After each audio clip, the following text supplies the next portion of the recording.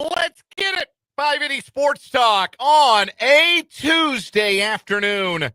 A frigid one ahead of a possible snowstorm in the capital city of Kansas.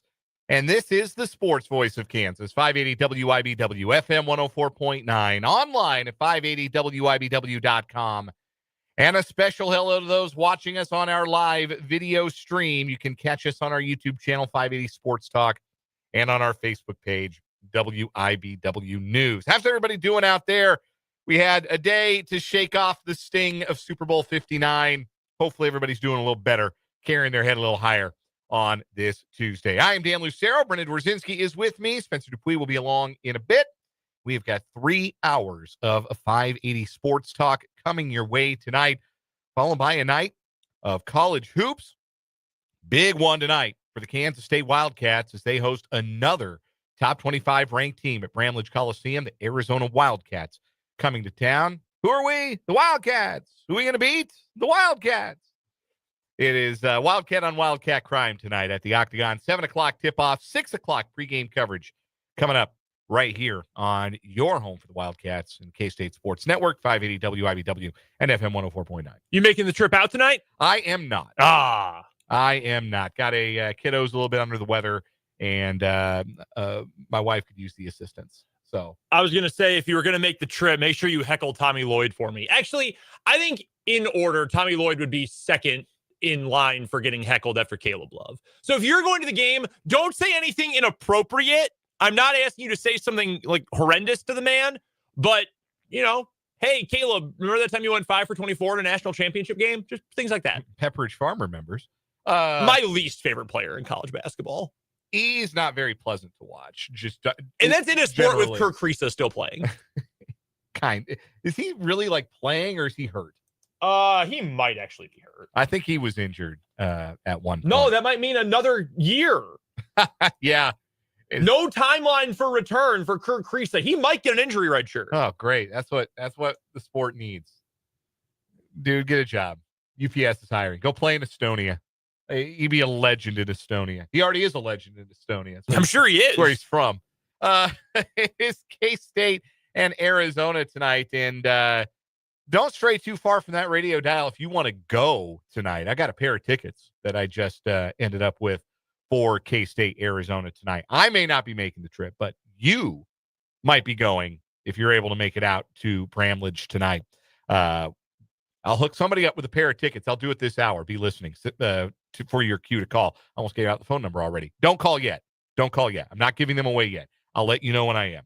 But we'll give away a pair of tickets to K-State Arizona this hour. We'll get to some college basketball on the show today. Not only is K-State in action, KU is at home. They need a get-right game, and good news for them. Winless Colorado comes to the Fog tonight. We'll talk about that, and we will get Michael Swain's perspective because it is a Tuesday, and that means it's Jayhawk Weekly with our pal Michael Swain of Fog.net, part of the 24/7 Sports Network. Michael's going to join us at about 4:35 here this afternoon to talk all things KU. So, yeah, we got some college hoops that we're going to get to on today's show, but still plenty of Chiefs and Super Bowl 59 postmortem. No three-peat. Now what? Little more soul-searching needed this time around than there was even after Super Bowl 55. And we'll talk about what might be coming next for the Chiefs as they start to prepare their offseason and try to, once again, be Sisyphus, push the rock back up the hill and see if they can't get to the top again in the 2025 season. We'll talk about the draft capital that the Chiefs had. It's not a lot, but it's 4 top 100 picks. Should the Chiefs be shopping those, or should they be hanging on to the draft capital they have? We'll discuss that. And Travis Kelce might be the player for whom all of the other decisions the Chiefs make this offseason revolve around.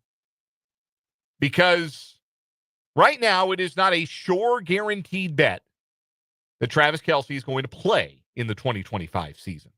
There are some rumblings, in fact, that Super Bowl 59 might have been his final game. Nothing concrete, nothing straight from the future Hall of Famer's mouth. But Ryan Clark had an interesting thought on ESPN television on Monday about Kelce.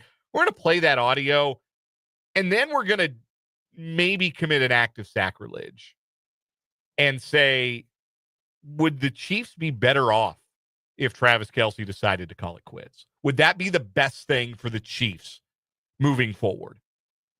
Like I told you, it feels sacrilegious to even say that out loud. But we'll talk about Travis Kelce's future coming up a little bit later on in the show. Plus, all of the other things you've come to know and love and expect from a Tuesday edition of the show. Of our 580 Sports Talk headlines, we'll do What is Wrong with You, sponsored by State Farm agent Ryan Mo Winkle. Got a little round of Random Question Tuesday. And oh, yeah, almost forgot.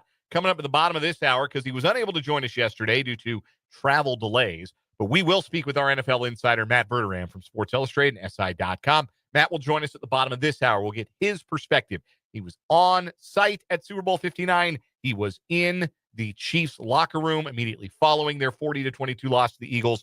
We will get Matt's perspective, and we'll ask him all of the questions that we're going to chew on today as we go here on 580 Sports Talk. You are invited and encouraged to join the show today. We want to hear your voices. You can text the program.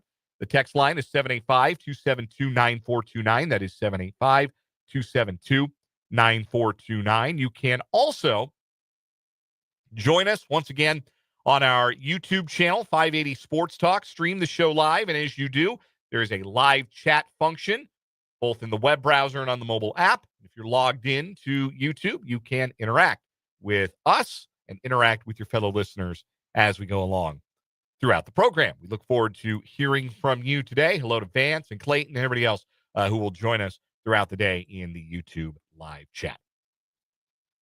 All right. Chiefs lost Super Bowl 59, and 4 years ago we were here, right? Because the Chiefs had just lost a Super Bowl and frankly not looked real good in doing so. It is still the darndest thing.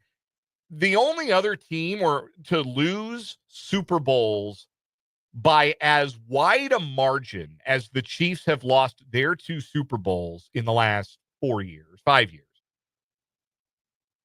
and have done so in that little time. You have to go back to the John Elway Broncos in the 80s, where they kept getting blown out every time they would make the Super Bowl. They lost by 32 to the Washingtons. They lost by 19 to the Giants. They lost by 45 to the 49ers. This was all very funny. We all laughed when it happened, if we were alive for it. That's how far back you have to go. Like, that's what has happened to the Chiefs, essentially, in their 2 Super Bowl losses. Lost by 22 to the Buccaneers, lost by 18 to the Eagles, and let's be honest, there's never been a more one-sided 18-point game in NFL history than that game on Sunday. So it continues to be amazing that this unimpeachable dynasty, like true dynasty, back-to-back championships, one of the hardest things to accomplish, 5 Super Bowls in 6 years, never been done. But the 2 losses, they're not pretty.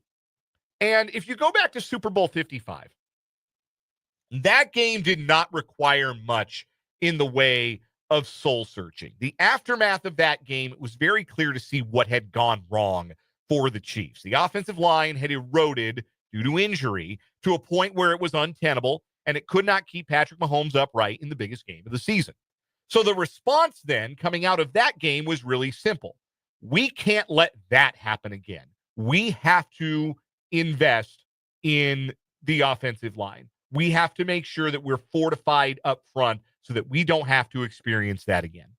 And thanks to the right free agent signing at left guard in Joe Thuney, a trade, including a first-round pick for a credible left tackle in Orlando Brown Jr., and 2 home run draft picks on days 2 and 3 of that year's NFL draft in Creed Humphrey and Trey Smith, the Chiefs rebuilt their biggest problem with just 1 offseason of investment.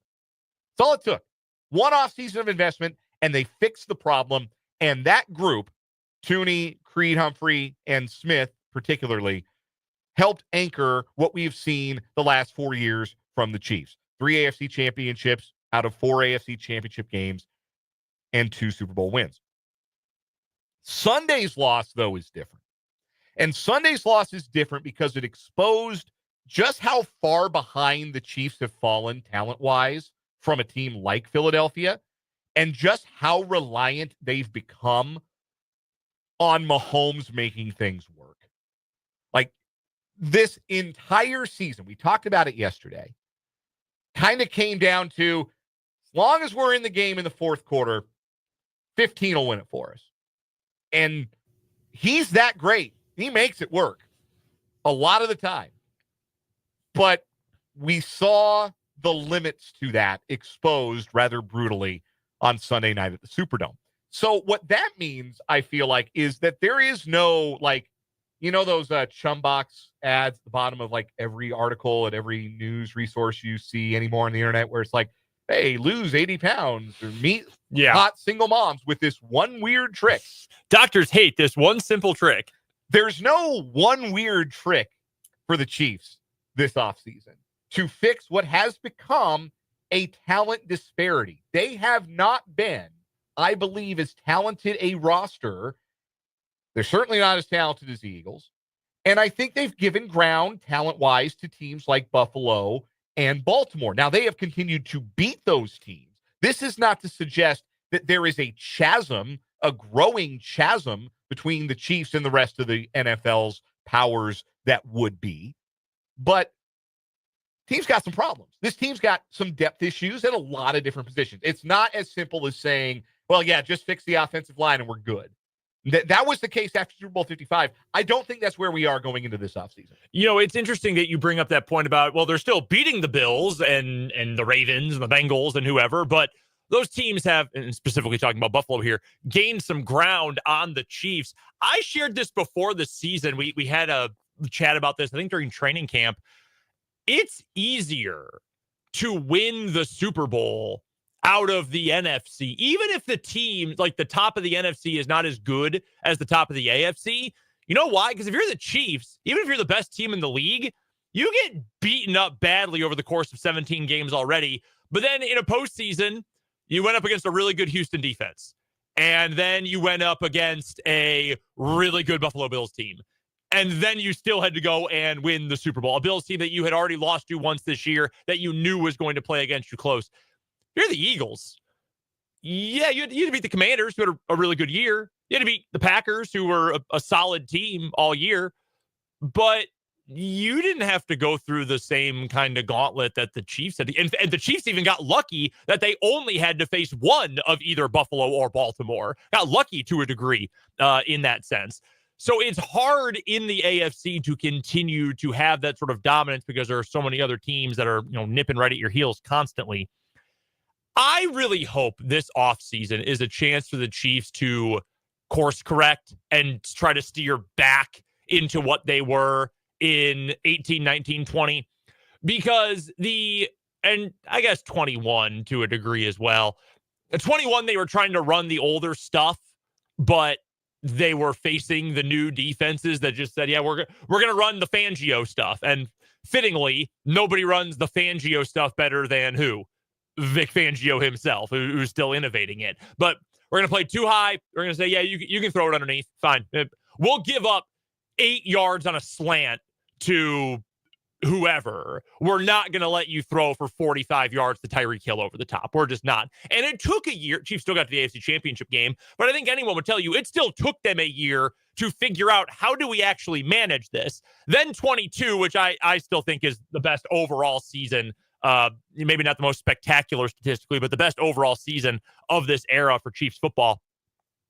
I hope but they had to adjust because of those new defenses, right? And it was, you know what? We can't beat them with explosives. So what if we just are always efficient? What if we just spam good success rate plays constantly? And for the better part of 3 years, it worked really, really well. But now teams have adjusted again. And the Eagles were great. Their talent is unmatched, great coaching, etc. But I hope this is a chance for the Chiefs to course correct. Not even in the same way that they did after Super Bowl 55, where it was just offensive line, draft offensive linemen, sign them in free agency, offensive line everywhere. And it's more, you know what does win? Supreme athletes. Dudes who you get the ball in their hand and they're just going to go make a play. How many of those dudes are there for the Eagles? All of them on offense? Their two best wide receivers and their running back. And their quarterback, really? Yeah. With his dual threat, that was his best scrambling game of the year, of course, in the Super Bowl. Yeah. They've got all those guys who can do it. The Chiefs don't anymore because Kelce's not that guy anymore. No. You obviously have the quarterback, but like a couple guys at receiver. Xavier Worthy might become this, and I like Rashee Rice, even though he'll be probably not 100% next year. Like one more guy who can break one, who you can throw a slant to, and he can house it. Not every time, but sometimes. A running back with a little more juice, I think, would do this team wonders. To be like Kareem Hunt, valiant effort in getting 4 yards in a cloud of dust. Isaiah Pacheco looked terrible when he came back from injury. Yeah, and maybe that's just injury rust. I don't know. Could be. But he looked really bad. I think this is a great opportunity for the Chiefs, and even on defense, too, to swing back and say, all right, we've done the efficiency thing. Let's go back to being the team you're scared of. Because I don't think teams were scared of the Chiefs, like the players this year. Mahomes, maybe. Yeah. But, like, God, there's going to pick us apart. Earlier on in the dynasty, it was, oh, God. Oh, but we do not want to cover those. What things. do we do? Yeah, exactly. There are too many problems for us to reasonably solve. We got to pick the one we got to pick the finger, the hole in the stern. Yeah. We're going to plug with our finger and then just hope for the best. Vance makes the point on YouTube. I don't know, BD. Our defenses sucked back then. I assume we're talking about the 18, 19, 20 time. Although, they're pretty good when they won the Super Bowl in 19. Yeah. But to that point, I think you can have playmakers on both sides of the ball. There's a happy medium. 2022 was a happy medium. It wasn't quite as explosive, but they also had a really good defense. Like, that's what I'm looking for. You still had a great Travis Kelce, and you had a defense that Juju before his knee became roast beef. Yeah. Yep. Like, you had dudes who could make a play for you. Right now, the offense is we are going to draw up. Essentially, the Chiefs are drawing up a result, and Mahomes' job is to just make that result happen. They can be a team that draws up plays, and the players with the ball in their hand make the result. That's what I want from this offense. If I may make an analogy to a completely different sport. Please. There are... You know I love those. Yes. I'm going to soccer, actually, which is probably not where people would expect me to go with this. But there's this idea that sometimes teams have to pass the ball into the goal, which is essentially they've got a bunch of creative players and guys who are good at a lot of different things, but they don't have the guy up front who can just say, hey, I'm going to boot one from 25 yards and I'm finding the top corner and it's unstoppable. I'm just going to make a goal myself.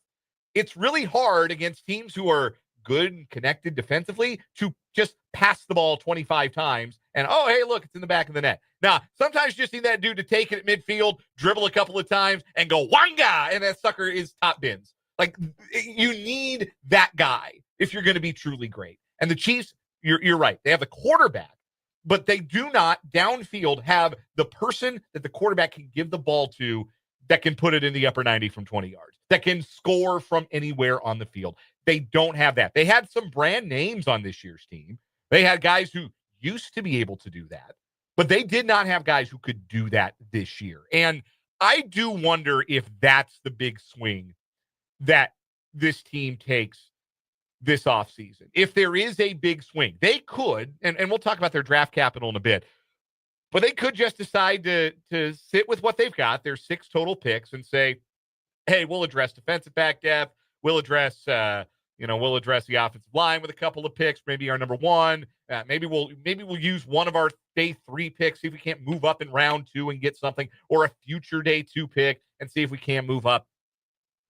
I could see that happening, but I could also see them deciding, hey, man, we just got to go get like 1 or 2 more dudes.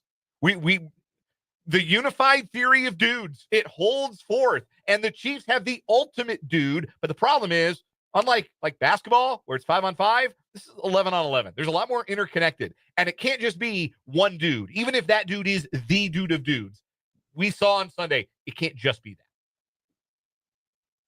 I agree with the point you just made, to be completely honest with you. I don't think this roster needs to be overhauled. I don't.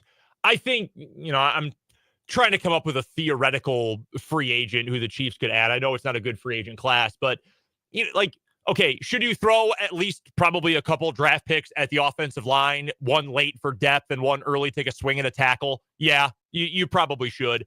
But in terms of the skill position guys, like, Worthy looks like he's going to be better than I thought he might be. Again, Rice will be back. We know how good he can be. We'll talk about Kelce a little bit later on in his future, although they did commit to Noah Gray as a tight end for the future. Can you add a running back either through the draft or through, like, okay, a hypothetical, Devin Neal, local guy. I'm not saying you got to draft him if you're the Chiefs because he's hometown, whatever, but a guy who can do a little bit more than what you had this year. Carson Steele, limited. Pacheco, especially after the injury, limited. Kareem Hunt could do one thing. He did it well, but at some point, you went back to the well a few too many times. So a guy like, hey, you can get in space and make a play. We can throw you a screen pass. You can run between someone who can add a little bit more juice. And Neal's obviously not the Amarion Hampton from North Carolina. Boom. There's another option for you.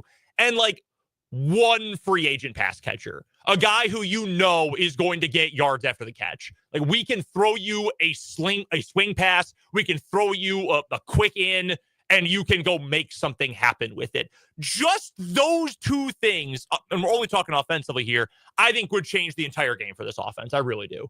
You don't have to draft an entire new roster to be back in this spot. I think you need to fine-tune. I think they've turned a little bit too far to the left, turn back a little bit to the right, and you can hit that sweet spot. We're going to take our first break here on 580 Sports Talk. When we come back, I want to get to a quick thought about the draft capital that the Chiefs have. Because, again, quantity, not so much. They've only got 6 draft picks. But if they stick with those 6 draft picks, they could still do some things that could help their team in 2025. And I'll explain what I mean by that. Also, we got Matt Verderame coming up, our NFL Insider, in about 10 minutes or so. We're just getting started on this Tuesday edition of 580 Sports Talk.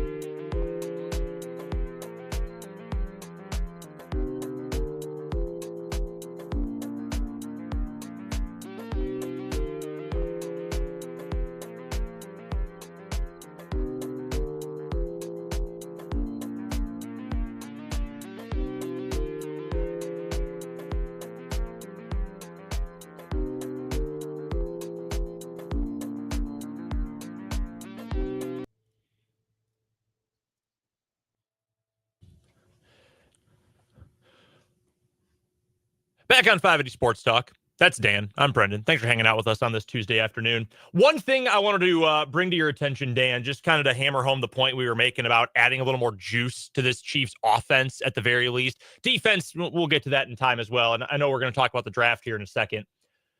Looking at the playoff bracket this year in the NFL and the teams that you would have considered at least having an outside chance of making a run to the Super Bowl, tell me, explosive or not. Let's start in the AFC. The Bills. Would you consider that offense at least somewhat explosive? Yeah, they got James Cook, who I think is one of the more underrated running backs in the game, and they got a great quarterback, Josh Allen. Yeah. QB with a huge arm, yeah. The Ravens, with those running backs, super explosive. Zay Flowers, yeah, absolutely, no doubt about that. How about in the NFC? The Eagles, that was their entire offense was just being explosive all year. The Lions, yeah, pretty explosive. The Commanders, super explosive. When on the Rams, yeah, little shakier, and Kupp getting hurt kind of screwed that up. But at their full form, yes, Matthew Stafford wants to push the ball. So all those teams, even the Vikings, who got bounced in the first round, but I mean, Darnold was slinging it for a lot of the year and throwing it downfield. The Packers, they got into the playoffs. They were a team that wanted to be explosive as a complement to their running game. You can even throw the Broncos in the way they played the last couple weeks of the season. Like, the name of the game is to have big plays. Just like on defense, it's turnovers and red zone. That's kind of the meta. On offense, it's you got to complement with the explosive play. And when you consider all that, it's amazing that the Chiefs made it to the Super Bowl because they may have been next, like, just above the Steelers and the Chargers as like the least explosive team in the whole field. And they played for the Super Bowl. That's what I mean by they're so close. They don't need a lot. Right. They just need a couple pieces to add a little juice, and they can be right in that conversation with the Bills, the Ravens, etc. Doing that, we were having that discussion about midway through the Chiefs season, talking about, man, where are the explosives? Yep. Why do you have Patrick Mahomes? You can't be explosive. Well, he's really good at the success rate and the underneath throws, and you can build a conference championship team out of what the Chiefs were. But you want to be back to being, strike fear in the hearts of your opponents again. Yeah, they got to get back to the explosive plays. No question about it. Real quick thought about the Chiefs draft capital. They've got 4 top 100 picks. I'm so excited. Draft time. Yeah. Combines in 2 weeks, boys and girls. Lots of mock drafts already floating out. Oh, yeah. The pre-free agency mock drafts. So the Chiefs have 4 top 100 picks because they have the second overall pick in the 3rd round, thanks to the L'Jarius Sneed trade. Thank you very much to the Titans for that. But they only have 2 picks after that. So 6 total picks. And with as many guys that are getting expensive as the Chiefs are going to have, like Creed Humphrey's extension kicks in, you're obviously paying your quarterback. You're going to do a deal for at least some of your pending free agents. Like, you're not letting everybody walk out the door. I think Bolton's going to get some money. Mm-hmm. I wouldn't be surprised they do a short-term, like 2-3 year deal for Justin Reed. Still a chance. I mean, that game, that performance may have convinced them, hey, we better make sure we keep Trey Smith around if he's going to be a Pro Bowl caliber guard. Maybe we've got to move heaven and earth to make that deal happen. Uh-huh. So they're going to need talent on rookie contracts. So I don't believe, as I'm sitting here today, my opinion could evolve on this, but I don't believe they're going to move a draft pick. I think they're going to sit with the 6 that they've got. If anything, maybe they move back for more. Yeah. But I think that's possible. The positions of need, of most immediate need for the Chiefs, where I think they could really stand and upgrade, are positions where you can do really well on day 2 and day 3. Mm-hmm. Positions like running back, positions like guard. Those are the positions like defensive tackle. Like, you can do really well at those spots with your day 2 and day 3 picks. So I think the Chiefs are actually kind of well positioned in the draft, even though, they're going to pick 31st. So they're not going to have access to like a premium guy at 31 overall. But can they get a premium player at a position of need still, if that position has to be running back or guard or tight end? I think they can. I think that they can be real smart and address those needs through the draft. And I wouldn't be surprised if that's the tack that Brett Veach and company take. Yeah, moving back with one of the later picks or, that last pick in the top 100 to add a little bit more depth, an offensive line depth piece or whatever. I think that makes a lot of sense. One thing that does benefit this team in what's not overall a great draft class, there are some folks who like the offensive tackle is a little iffy. Some people love the top. Some people like the depth a little bit more. It is a great running back draft. Like, I really like DJ Giddens and Devin Neal very likely could slide to day 3. And I think those guys are both good enough to start week 1 for a team that needs a running back. So you're going to get a good quality player if you want one. And if you really want a good one, I would not hate spending a top 100 pick on a back if you know they're going to add a little something that you didn't already have to this offense. Real quick, want to get to this from the YouTube comments. Darren weighs in. Welcome to the program, Darren. The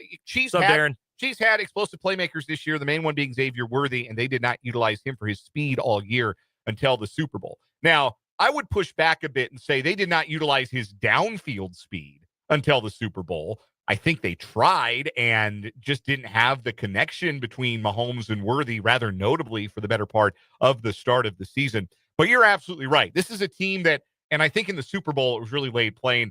It kind of looked slow.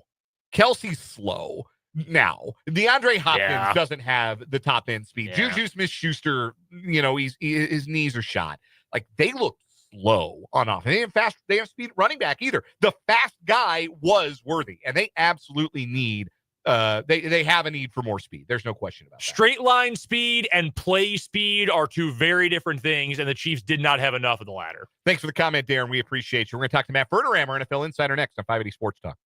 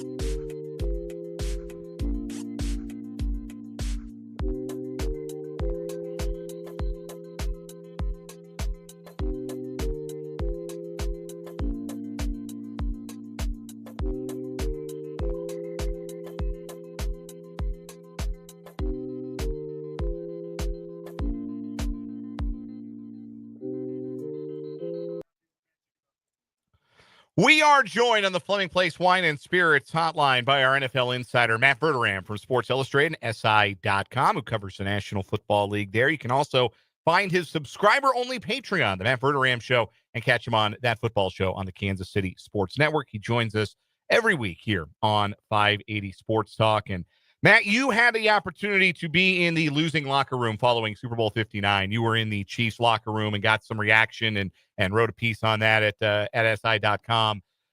Sometimes those losing locker rooms can be distraught. Other times they can be defiant. What would you describe the mood as being in that Chiefs locker room in the aftermath of that 40-22 loss? Distraught. Silent, not a word.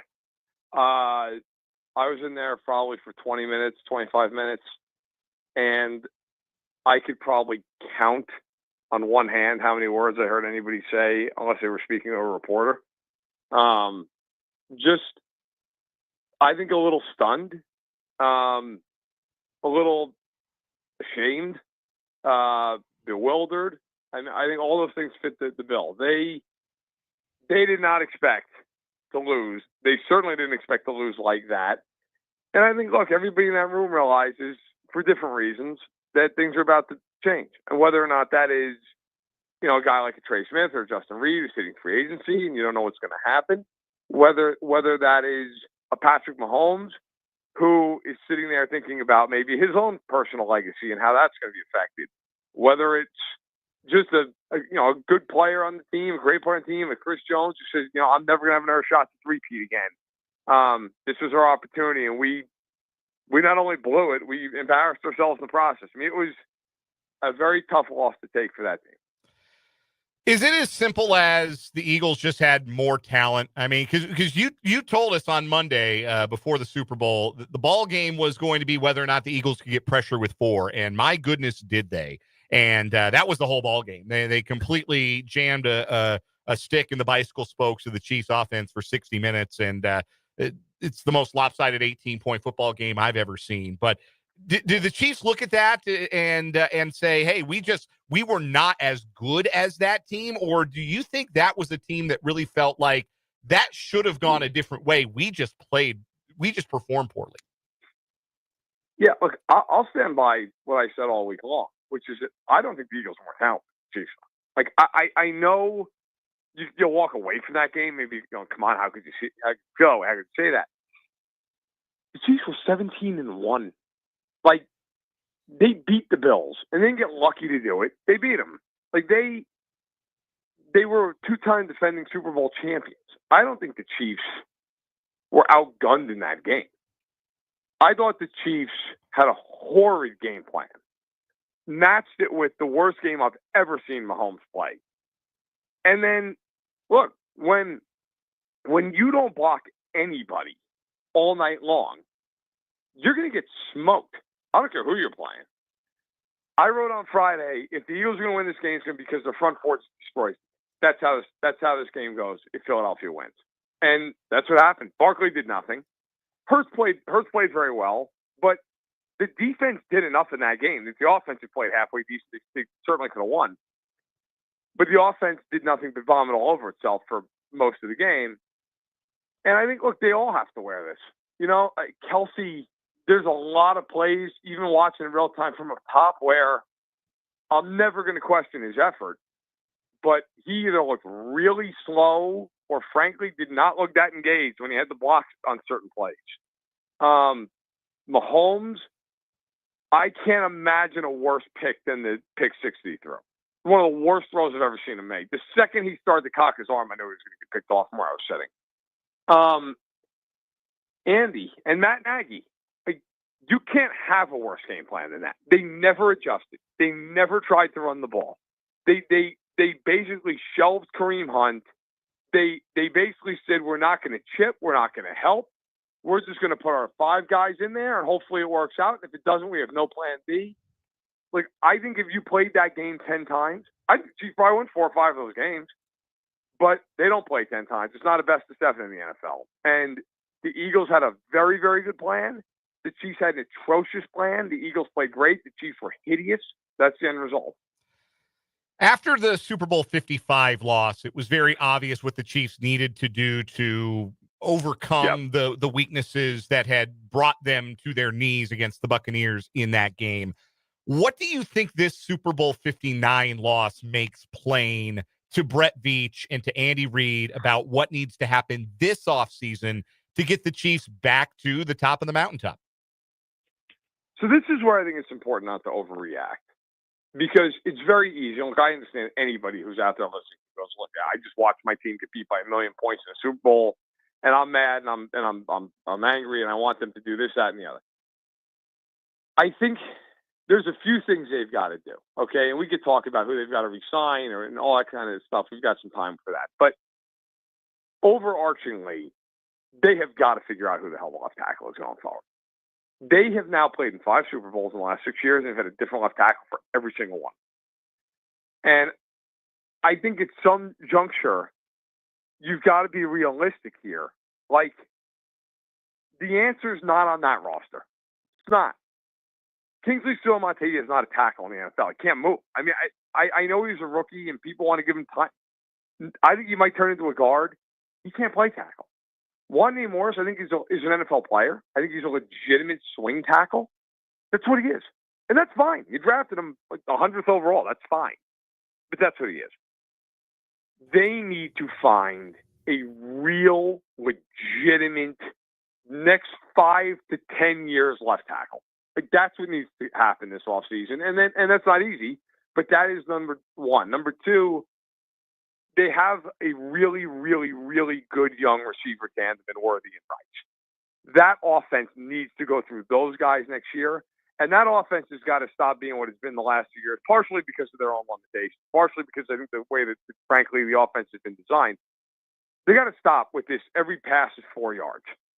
Look, you've got Worthy, you've got Rice. Go get some more explosiveness to go with those guys. Maybe bring back Hollywood Brown.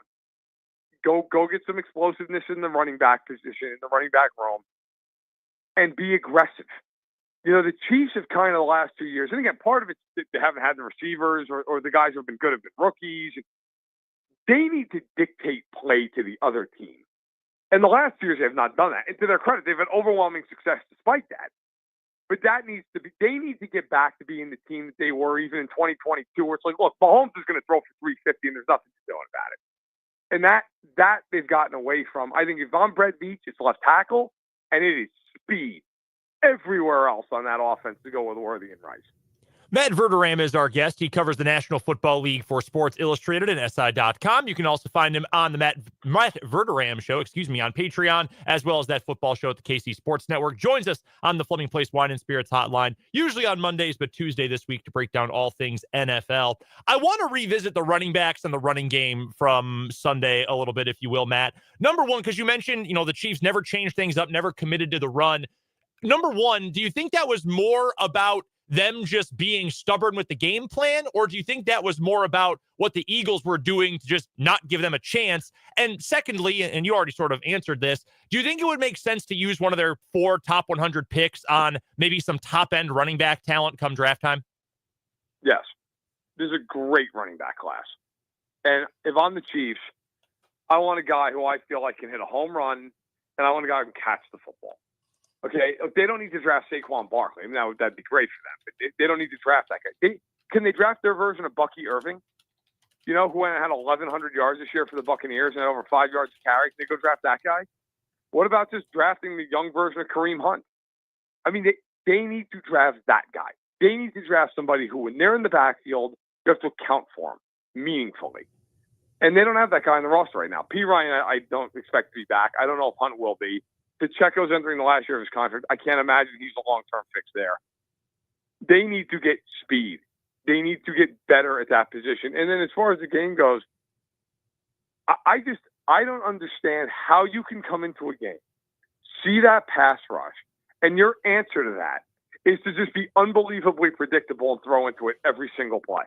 I can tell you right now, in the press box at the Superdome, that was a question that was permeating through the press box. Like, what are they doing? Why aren't they trying? I mean, look, I understand the Chiefs probably weren't going to have a ton of success on the ground. Run a draw. Run a little slip screen. Slow down the pass rush. Make them think. Andy Reid basically just said, I don't care. We're throwing every down. And, I mean, to be blunt, I thought it was the worst game plan of his career. I thought it was just, we are just going to do exactly what Philly wants us to do. Like, look. When you are facing a pass rush of that magnitude, you have to account for it. The Chiefs treated that pass rush like, it'll just slow down eventually. No, it won't. And it cost you a shot at a three-peat. And I think that running back position does need to be overhauled. And they, again, like the receivers, now they have some, of course, in Worthy, but they need speed. They need explosiveness. they had way too many snaps in that game with Kelce and Hopkins and Juju and Watson. Like, guys just can't run. That needs to change. I know you saw KU's Devin Neal, Matt, at the Senior Bowl. I think the Lawrence, Kansas kid would look pretty good in Kansas City. Just, a little tip for Brett Veach. One quick note on the Eagles, because I thought Jalen Hurts played very well, and a ton of credit to him. But I think it's criminal that a defensive player did not get Super Bowl MVP. I know the quarterback had big numbers, yada, yada. Who should have gotten MVP of the Super Bowl? Josh Swain. I thought he was great. He didn't have a quarterback hit the whole playoffs until that game, but he was unbelievable in it. I thought he or Milton Williams should have been the MVP of the game. And give the Eagles full credit. I mean, that defensive line, really, by the numbers, was not great this year, but they were phenomenal in that game. They basically were told to their coordinator, "Look, we're not blitzing. You are going to have to get home." And there is nothing more satisfying as an NFL player than to absolutely just kick the rear end of the guy in front of you over and over and over. And they did it. In that game, I lost count of how many times they defeated their one-on-one battle in less than a second and a half. It had to have been 25 times. Jawan Taylor on one play literally got taken up off his feet and forklifted into Mahomes. It was unbelievable. And the Chiefs just never adjusted. They didn't change. But yeah, I thought Sweat. If I was down in the locker room, so I actually didn't vote because I was already out of the press box.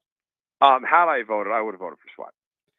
Matt Verderame covers the National Football League for Sports Illustrated and SI.com. He joins us on the Fleming Place Wine and Spirits hotline every week to talk NFL with us here on 580 Sports Talk. Matt, we appreciate you being flexible. I know travel was difficult getting out of New Orleans yesterday. Appreciate you joining us today, and we'll start looking towards the long off season to come when we speak with you next week.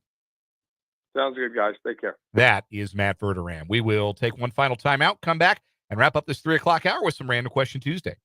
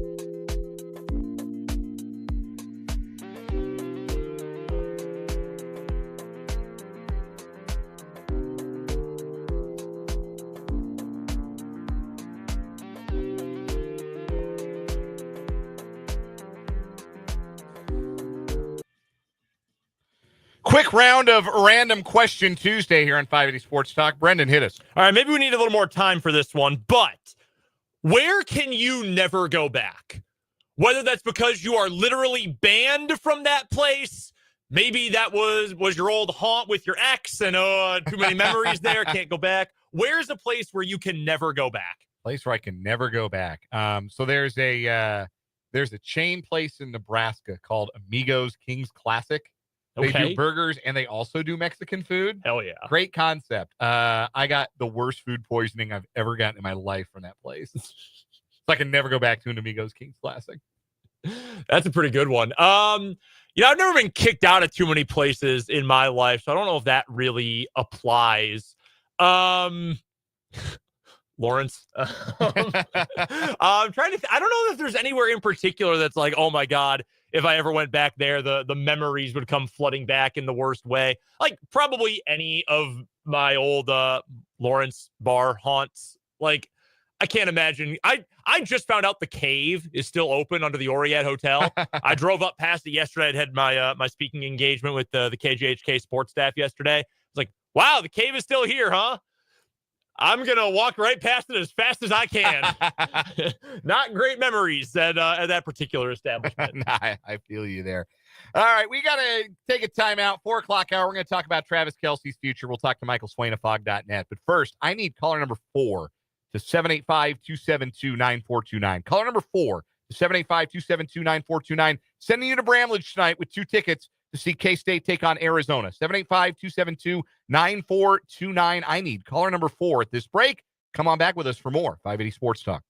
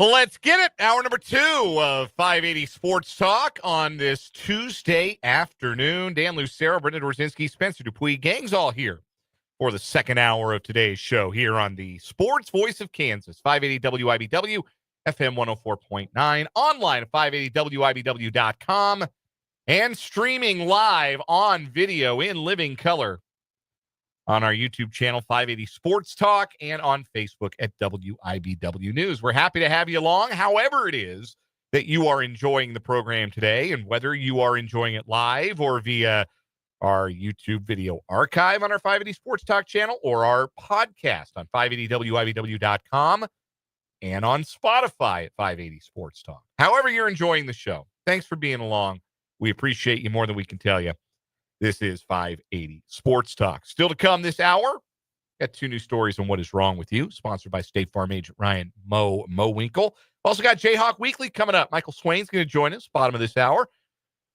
KU needs a get-right game, and what a perfect time for old friend Tad Boyle to bring his sad sack Colorado Buffaloes to Allen Fieldhouse tonight. Feel bad for Tad. Put that on a bumper sticker. Bad for Tad. You know who else on his staff coming back home? Danny Manning. Danny Manning will be there tonight. I don't know any KU fan who doesn't just adore Danny Manning. I still see Danny Manning throwbacks, like all the jerseys time at the yeah. I don't know of any Wake Forest fans who have a single good thing to say about Danny Manning. Yeah, it didn't go great for him at Wake. No, maybe not the world's best coach. He's really good at coaching big men. Yes. Really good at it. The other parts did not go so well for Danny, but he's the greatest Jayhawk of all time. Is he? Is he the greatest of all time? Bill Self calls him the second greatest Jayhawk of all time. Behind Wilt? Behind Wilt.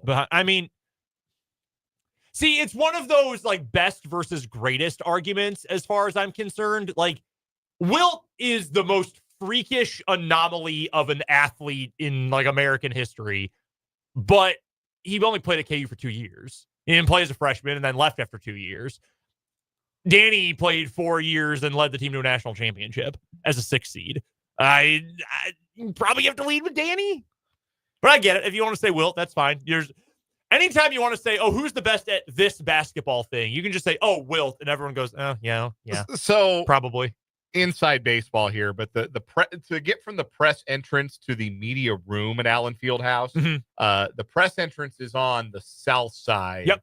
And southwest corner. Yeah. And the media room is in the northwest portion of the building. So you have to go through like the hall of letter winners. Yes. You got to walk down that hallway to get to where you need to go to get like, game notes, pregame meal, all that stuff for the media.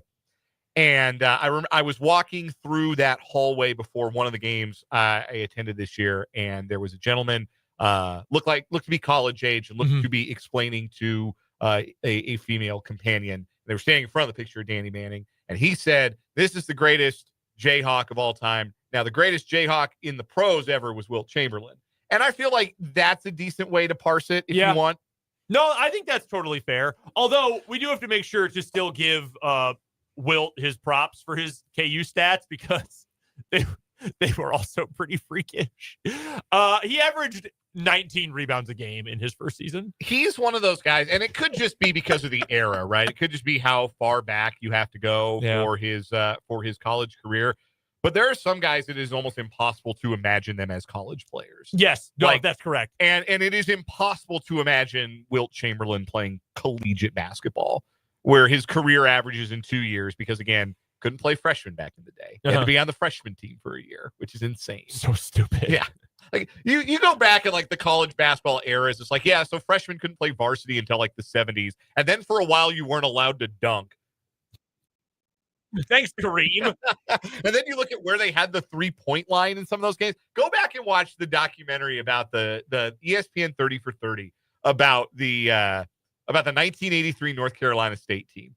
And it's called Survive and Advance. It's a great watch. And they were like using the 3-point line on like a trial basis at that point this year. So I don't believe it was not in play in the tournament. Yes. But there were some ACC games that year that you had the 3-point arc. But like the 3-point arc was so close that the top of the arc went through, like, you know how they make the half circle with the free throw line? Yep. The top of the 3-point arc went underneath that half circle.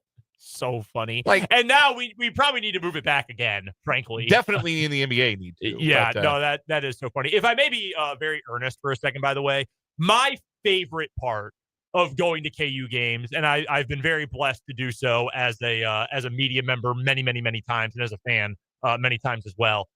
My favorite part, though, is walking through that hallway you're describing. If you've ever been to Allen Field, it's the one that says, 62 conference championships, all the national, they got the banners, and the wall of all the greatest ever on the right side as you're walking toward the media room. And on the left side is just a little plaque with every letter winner ever. Shout out to LaGrange Park native Sean Pearson. I love when it's especially parents or grandparents and kids. And the kids are all decked out, like an oversized jersey over KU shorts, got the Big J hat on or whatever. And dad or grandpa or mom or grandma or whatever is like, well, I remember seeing, Danny Manning play. I remember seeing, when your older brother was in school was when Frank Mason was in school, and kids just their eyes are all big. It's their first time at Allen Fieldhouse, or when visiting fans do it too. I remember when BYU came to Lawrence last year, walking through, and it was just BYU fans took over. It was wild, and they were great. Shout out to the BYU fans, but they were just in awe. You could see these lines of BYU fans. Wow, look at all these players. We have Jimmer. Hey, that's Danny Ainge erasure. That's true. We got Danny Ainge too.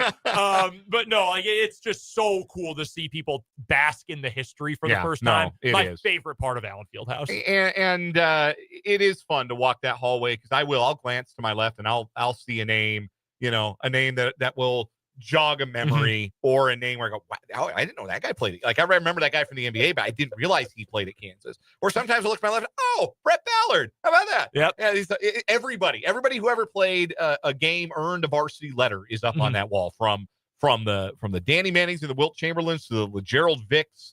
And my guy Hunter Mickelson, always love seeing that one. Tyler Selfs and the Chris Tehans and I always tap the big Frank Mason poster when I walk by. That's always going to be my guy. The first time I went after the press conference, when I went back up, I had gone to the press conference. I was like, I got to experience press you got to conference. see it, yeah. So, now, maybe timing-wise, I'm trying to get the instant reaction going and everything done. But you're heading back upstairs. So I'm heading back upstairs, and I was like, you know what? I'm just going to take a walk down there. Because everybody was gone almost at this point. Yep. So I didn't have to deal with so many people. Right. So I just walked and I was like, holy cow. Yeah. Because when I walked through at the beginning to go to the media room, I couldn't stop because there were so many people. Well, there were so many people on either side. You really have to take your time. Yeah. And it is because it's such a tradition rich program and it really puts it into perspective. So cool. And they've got, they make sure they honor the great women's players of all time. And that's really cool too. It's really well done. It's definitely a cool part of the Allen Fieldhouse experience. Real quick, and I know you guys are going to get to this in the 5 o'clock hour. I can't believe you've hijacked this and made it about Kansas basketball, Brendan. This is so unlike you. Yeah, right? Shocking. A KU fan? Unbelievable.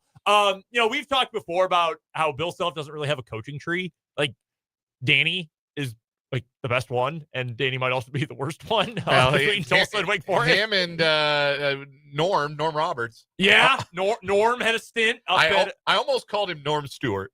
Wrong. Yeah, wrong. Not incorrect. Norm Stewart. No. Who? But we always think about the D1 level. You know who the best member of the Bill Self coaching tree is? Would it be the head coach of the number 1 Division II men's basketball team in America? It's Brett Ballard. 5th week in a row, number 1 in the nation. How about that? No, it really is. And I hope Brett I love Coach Ballard. Excited to see him tonight for the Washburn Coaches Show. Yeah. He's got a team ranked number 1 in the nation in the toughest region in America right now. That is the top of the coaching tree, right under Coach Self. I think you might be right about that. Absolutely. So we'll talk a little more KU with Michael Swain at the bottom of this hour. If that wasn't enough for you, we'll get to some more with Michael Swain. Never enough. Part of the 24/7 Sports Network. And we will not only preview KU Colorado tonight, we'll also talk about another big game for K-State. They made it on the Joe Lunardi daily bracketology sheet. Oh, man. Today. Oh, man. They're the next 4 out. Which next. Okay. Yeah, so you have the first 4 out, and then you have the next 4 out. So they're and like then you have the team next 75 right now or so. Roughly, give or take, which look, even They're being getting there, close. being there, a miracle. Wouldn't have believed it 3 weeks ago. But I wanted to start this hour with the one player whose decision is going to dictate, I think, a lot of this Kansas City Chiefs offseason, and it's Travis Kelce. You mentioned it was James Palmer of, is he still with NFL Network? Or is he just doing Underdog? No, he's at Underdog Fantasy and Bleacher Report. Okay, so James Palmer had the most credible person at Bleacher Report. Had some reporting on this, and I heard it on the Super Bowl pregame on Westwood One that we were carrying here in 580 WWW. I heard it from Ian Rappaport. That there were people with, I don't remember if the phrasing was knowledge of Travis Kelce's thinking or people like with sources inside the Chiefs organization. I think it's that we're talking about the possibility that Super Bowl 59 would be Travis Kelce's last game. And look, I believe that Travis Kelce is sincere when he talks about how much he loves football and being on a team and part of a team and chasing championships and chasing greatness and all of those things. Like I take him at his word for that. I do think Travis Kelce would play football forever if he could. Mm-hmm. If that were a thing you were physically allowed to do, I think Travis Kelce would play till he dropped. But as a player, it was something that was no longer something you could really talk around. And even his throwback performance against Houston in the divisional playoffs this year could not undo what we had seen for the better part of the 2024 season and what we continue to see into the Super Bowl is that Travis Kelce is not the same player that he was and is a largely diminished version of himself. Ryan Clark was on NFL Live on Monday, and I think Ryan Clark's really good on TV. And he was talking about Travis Kelce's future. We have the audio here. Spencer, if you'll crank my computer up here. We'll play the audio. This is from NFL Live. This is Ryan Clark talking to, I'm not sure if we're going to hear the host or whoever, but this is what Ryan Clark had to say about Travis Kelce's future.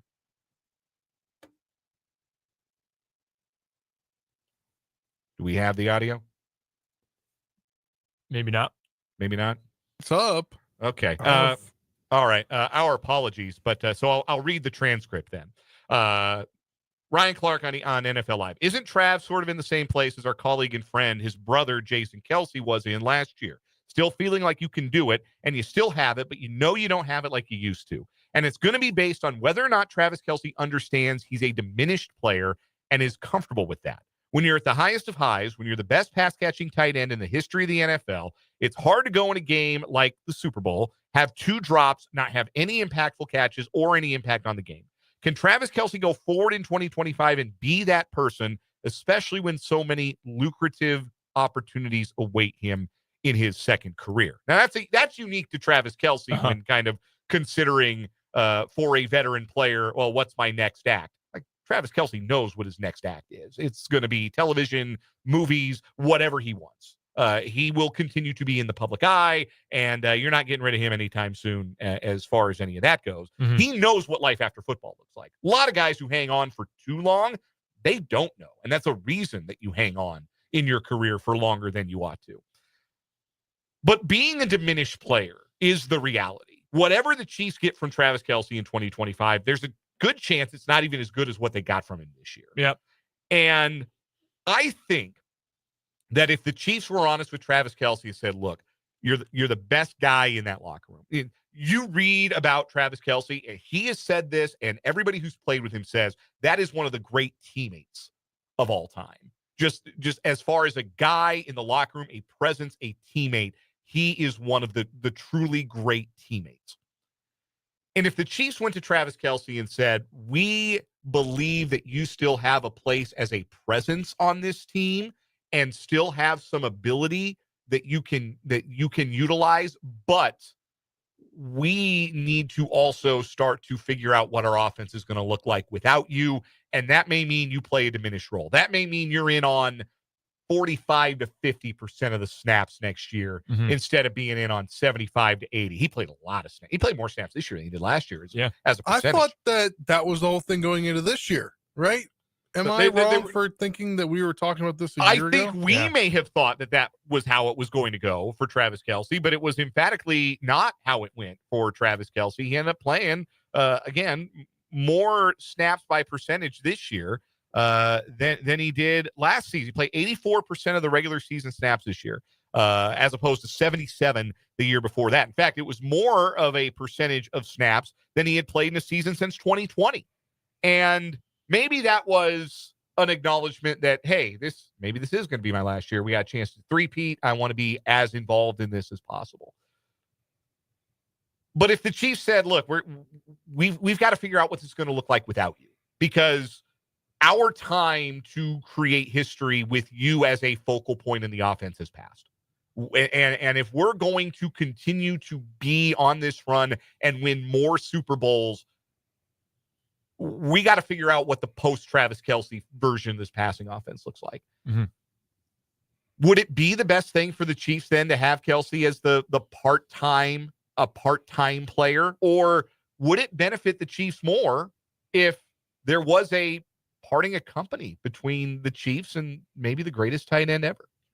Would it be the best thing for the Chiefs, I guess, is the question. I think it makes more sense, truthfully, for Kelce to stay for one more year. I think what he brings to the table as, the intangible stuff, the leadership and all of that, I think is very valuable to a team that may have a little bit of a reset this year. We know that culture is important for this team, right? Like that locker room, the experience, though we've been here before, that is very important for this team. Travis Kelce obviously brings that. He's not the only one, but I think he is an important piece of the puzzle in that regard. I also think, and I think Ryan Clark is right here, if he is willing to accept that he is now a limited and part-time player, I think there is value in having him on the field still. I think there is value in him being a third down weapon. And he's still a fine blocker. Now, he didn't block especially well on Sunday, but nobody did anything well on Sunday for the most part, except Xavier Worthy. So I'm not really sweating that all that much. I think he still has something to offer. I think you are right, though, Dan, in that he cannot be the center of the passing game universe for the Chiefs anymore. That can't be what this team is built around. And maybe that's part of why this year things never got to a point where it could be a little bit more push the ball downfield, a little bit more explosive with the passing game. It was obviously intentional for myriad reasons, and Rashee Rice's injury was a big part of that. But maybe it was, similar to that 2021 year where the Chiefs still won a bunch of games into the AFC Championship, but nobody thought that offense was as good as their previous ones because they were having to adjust to the different things defenses were throwing at them. And it took them pretty much a full year to kind of get in a rhythm. Maybe this was a year of, this is not capital T, capital K, Travis Kelce anymore. This is a Hall of Fame tight end who will be going into the Hall of Fame for his prior accolades at this point. So I think, I hope this was the year where, okay, we have to figure out what we are going to have left out of Travis Kelce. Now that we know he's not that guy anymore, let's start to build a passing game, as Matt Verderame told us, around Xavier Worthy, around Rashee Rice, and maybe around one more guy who you pick up in free agency or even draft. That is, I think, the direction the Chiefs need to go. But Travis Kelce as a more than serviceable blocking tight end, and as a, it's 3rd and 5.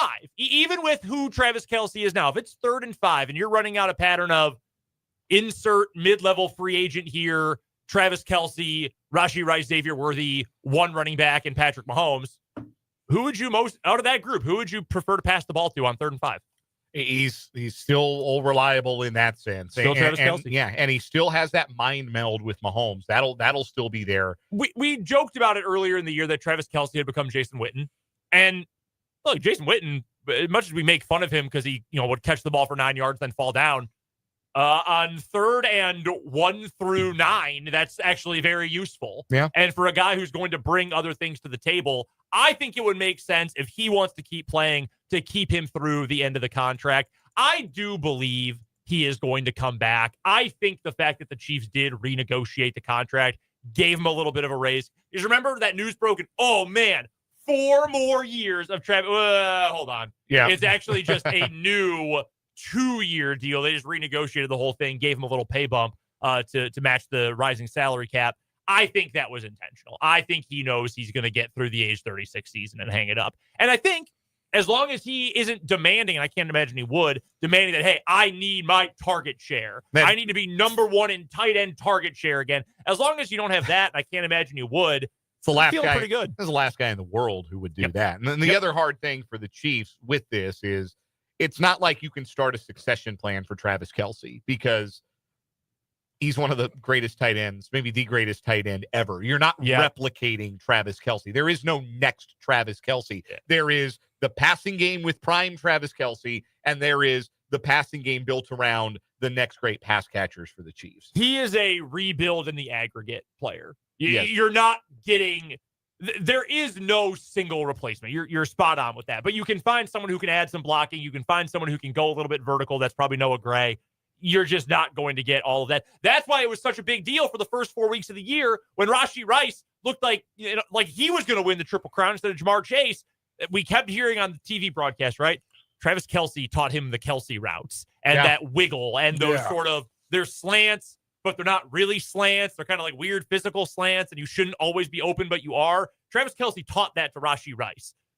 Very valuable. That's part of rebuilding Travis Kelce in the aggregate. And having him around one more year to teach that to more of that to Rashee Rice and Noah Gray and whoever else is still on hand. Yeah, I think there's still a lot of value. I think it was huge that Noah Gray had a bigger impact this season. He had the most valuable Chiefs tight end season by a tight end not named Travis Kelce or Tony Gonzalez ever. Exactly, but I think moving forward, that's huge for the team. I do too. I think they have confidence in him, and they gave him the contract too as a sign of faith in him as well. We'll take a break. We'll come back. We'll do What Is Wrong With You. Michael Swain will join us for Jayhawk Weekly after that. It's hour number 2 of 580 Sports Talk.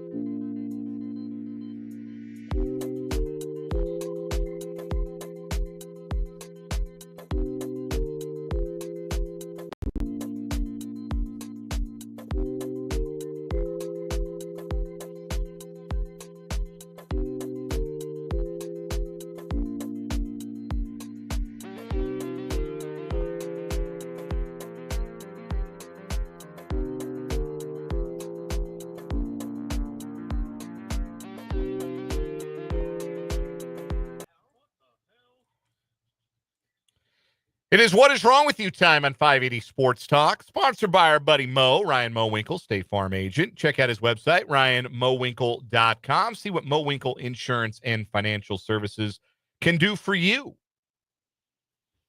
They would, I would imagine, help out a lot of the idiots we have on What Is Wrong With You. Yes, if you find yourself in need of some services because what is wrong with you occurred in your general area, Ryan Mo Winkle will be the guy to call. Remember the guy who tried to kill a spider in his basement and lit his whole house on fire? I do. Yeah, I do remember that one.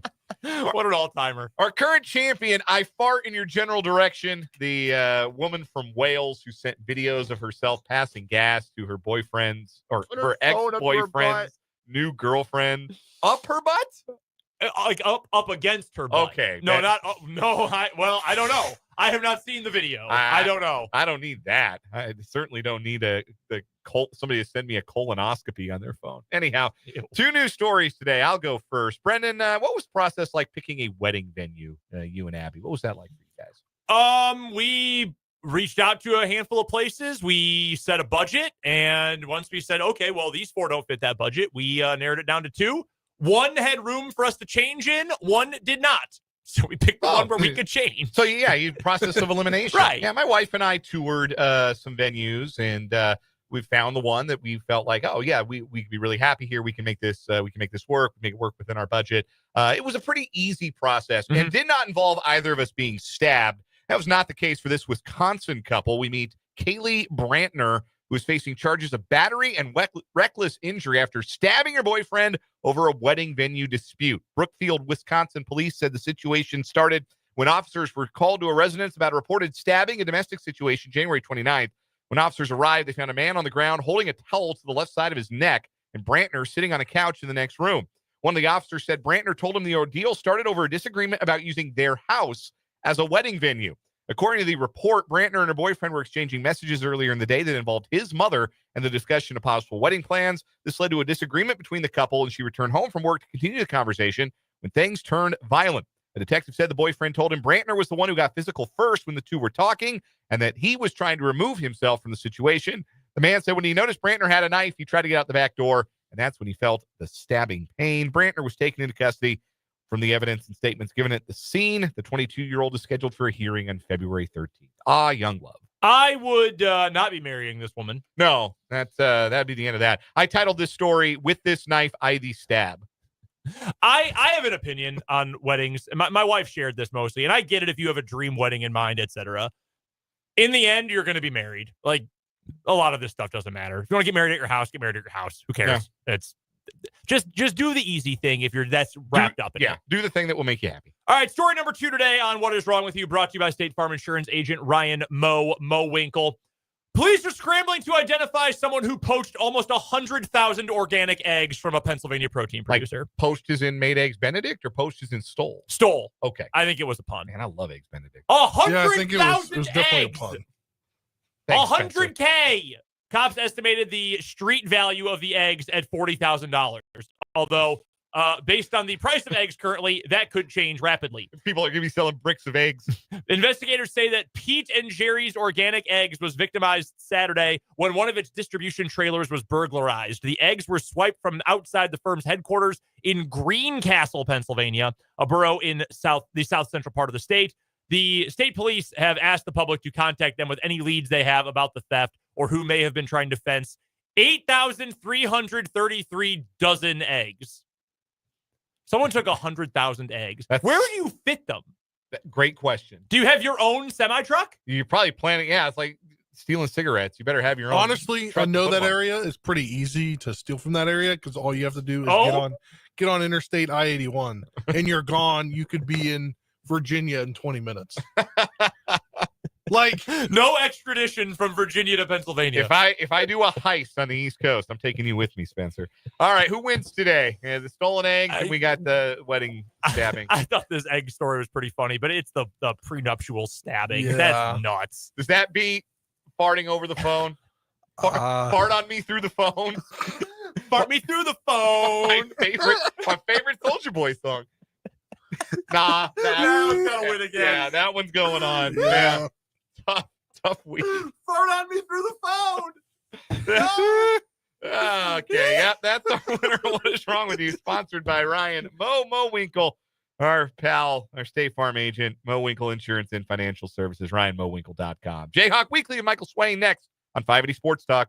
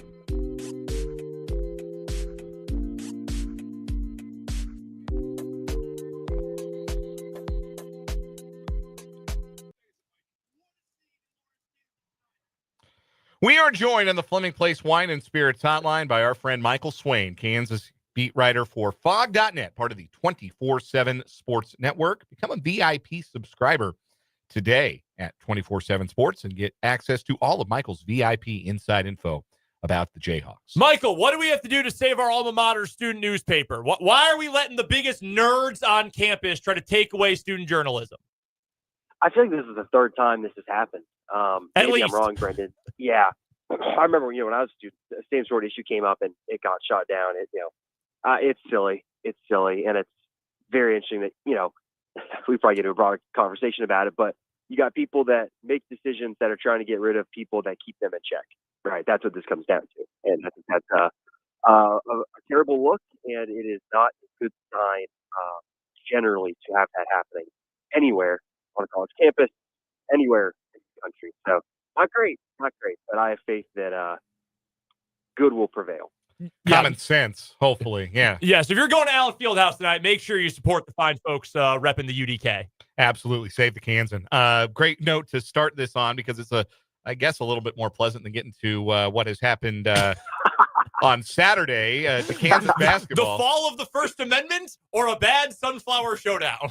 Hey, look, this is Kansas basketball we're talking about, right? That's true. Like Bramlage Coliseum being a house of horrors for KU basketball. Not something that has happened in any of our lifetimes, but it is the case. 3 straight losses now at Bramlage for Kansas. And Michael, if you were there on Saturday, just as I was, and I'm sure you had about the same thought as I did watching the second half of that game. When is the run coming? When is KU going to make the run and get back in this game And then you look up and it was too late. The run never came. The train never arrived. Why didn't KU have what it took to put a run together and get back in that game against the Wildcats? Yeah, I'll be honest. I maybe even had a different opinion. I didn't think a run was coming because when has the run come for Kansas in these big road games? It hasn't. You can go to Creighton, you go to Missouri, right? KU's never been able to get over the hump when they've gotten down in these big road games in raucous environments. And I think the reason that happened for KU was just because they couldn't get stops. And that's been such a recurring issue for KU this season. And it's so weird to me that it happens in these big road games where you think that the opposing crowd's energy would fire you up to go out there and play hard and guard. And it's just so interesting to me that KU has really struggled in those settings, right? You look at the second half against Baylor. You can look at the whole game against K-State.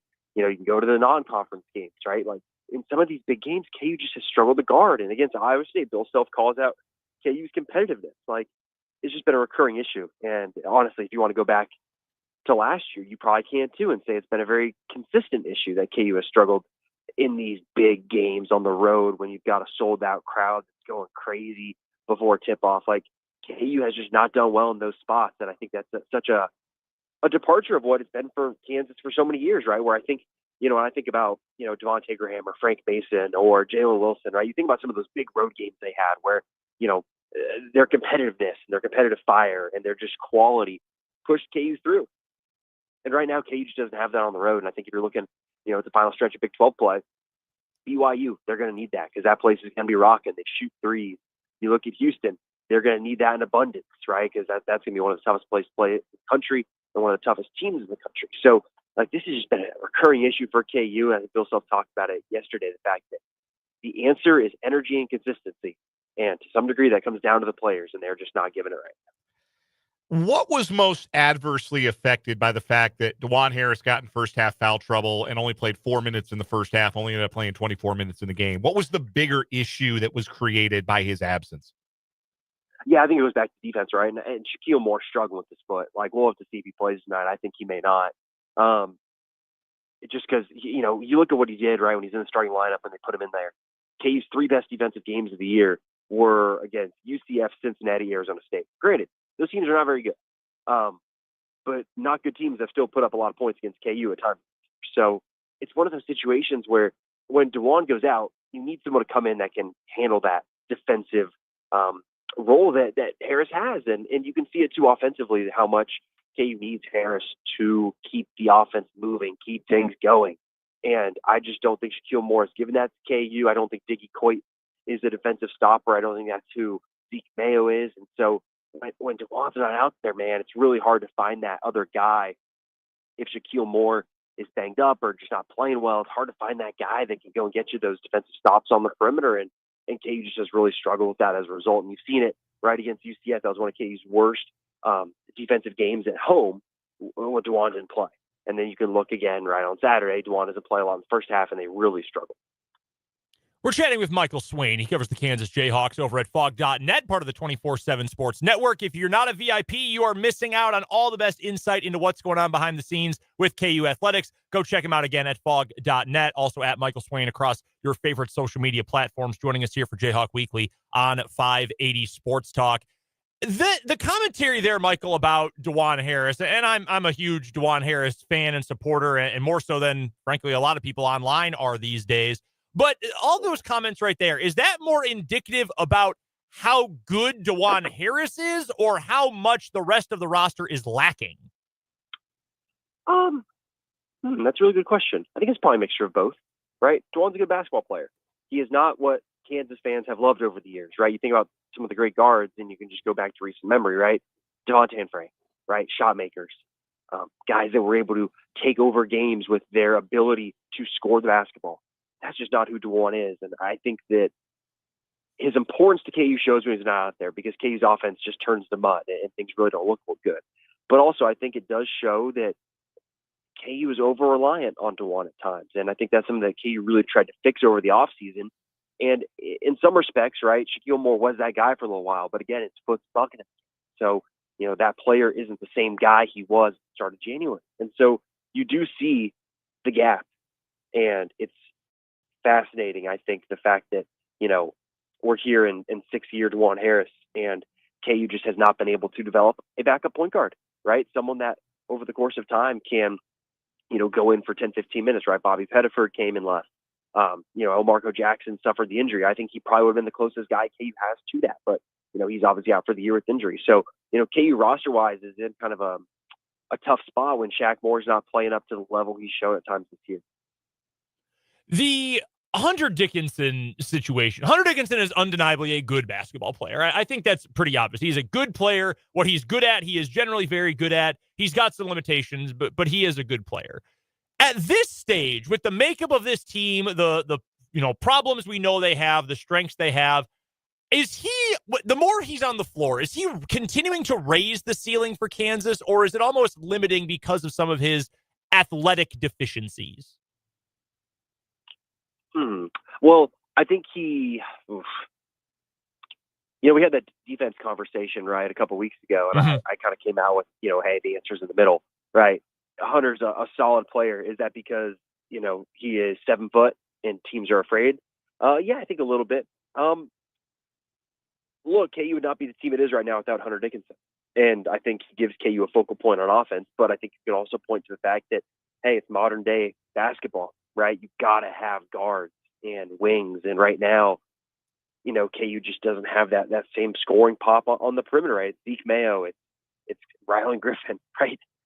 Outside of Hunter, right? Because KJ can offer you some stuff, DeJuan can offer you some stuff, but it's not super versatile. So I think Hunter is someone that puts you at a floor where you're always going to be able to do some things off, right? You're going to be able to get him post touches during the course of the game.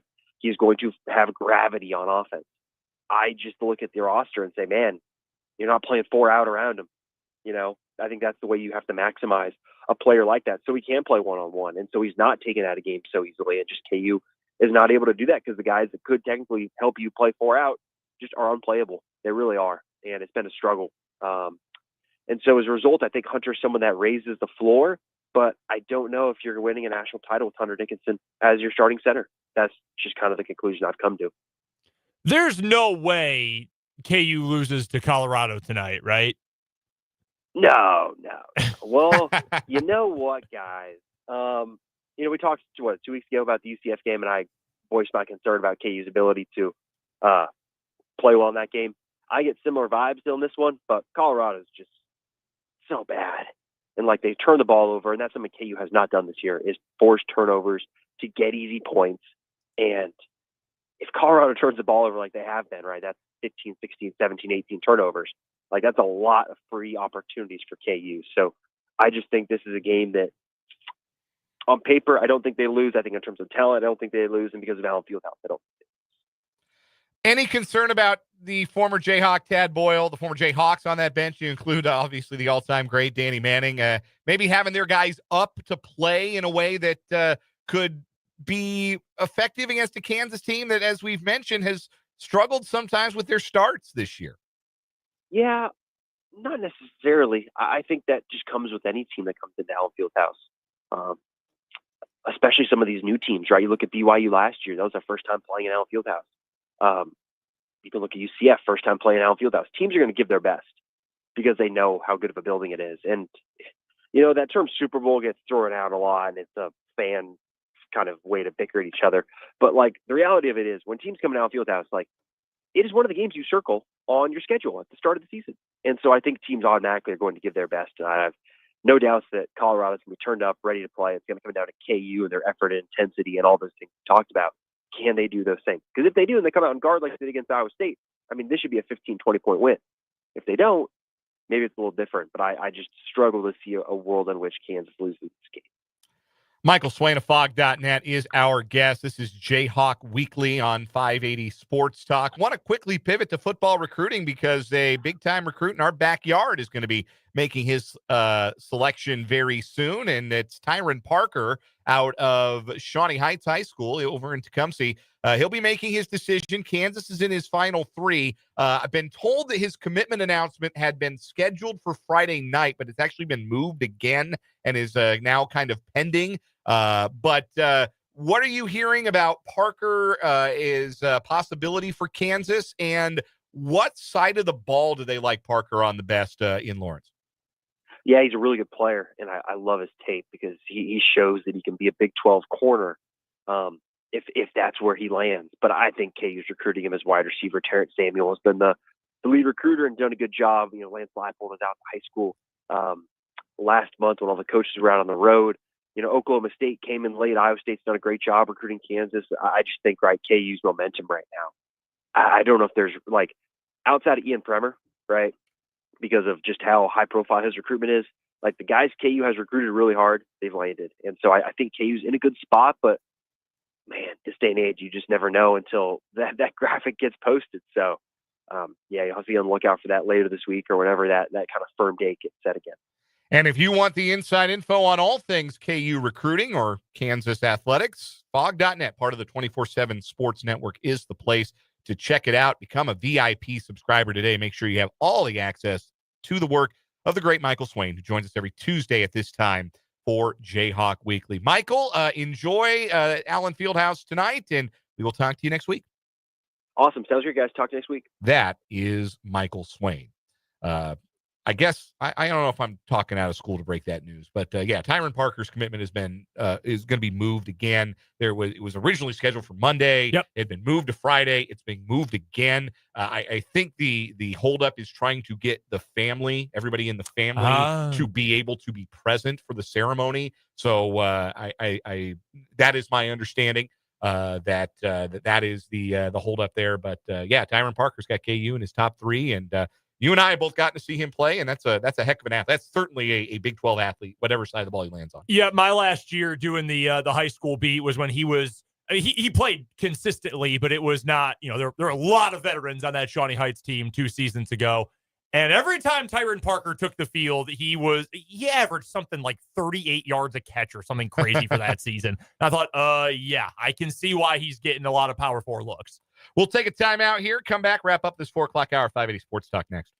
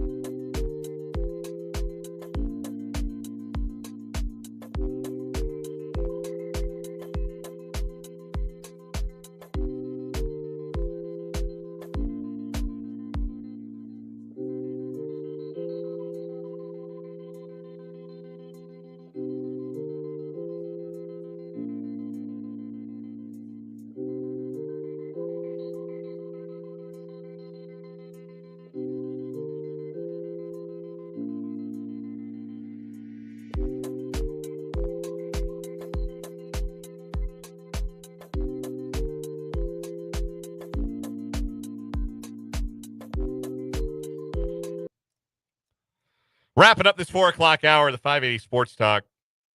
Brendan Dworzinski's on his way to Skinny's after this for the Washburn Basketball Coaches Show. Getting it done early this week because Washburn's hitting the long road. They are at Arkansas Fort Smith on Thursday night, and at Northeastern State on Saturday. So the Washburn Basketball Coaches Show tonight at Skinny Sports Bar and Grill. You can catch it over on our sister station, your home for the Ichabod's, Country 106.9.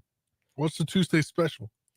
I know it's a dine-in Tacos. special. Taco Tuesday. Yeah, it's taco Okay. day. 75-cent tacos. Yeah. My wife and I have availed ourselves of it many times. Very tasty. You wouldn't think. Sports bar, tacos? No, very good. Did you guys catch the On3 Sports 2025 all-name team from college football? I did see this today. We got a K-Stater on the list. They're the late flip from West Virginia, the defensive back from Florida, Sirius Stinyard. Is it Stinyard or Stinyard? I've been saying Stinyard. I don't care. His first name is Sirius, and not spelled like the satellite radio. Spelled like I'm being serious. I am very serious. It's an adjective. Favorite name on this list for me, I got to go with I love the ones that are normal first names and just preposterous last names, like Arizona's Javian Goo. Yeah, I'm a big fan. Goo.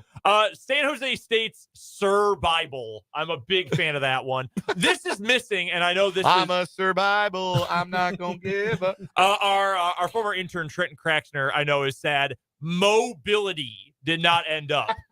The defensive back, I believe, for Rice did not end up on the list. Hype Grand is also great. I hope we get a Samford-Houston matchup so that Samford's Cannon Pig can take on Blake Hogshooter.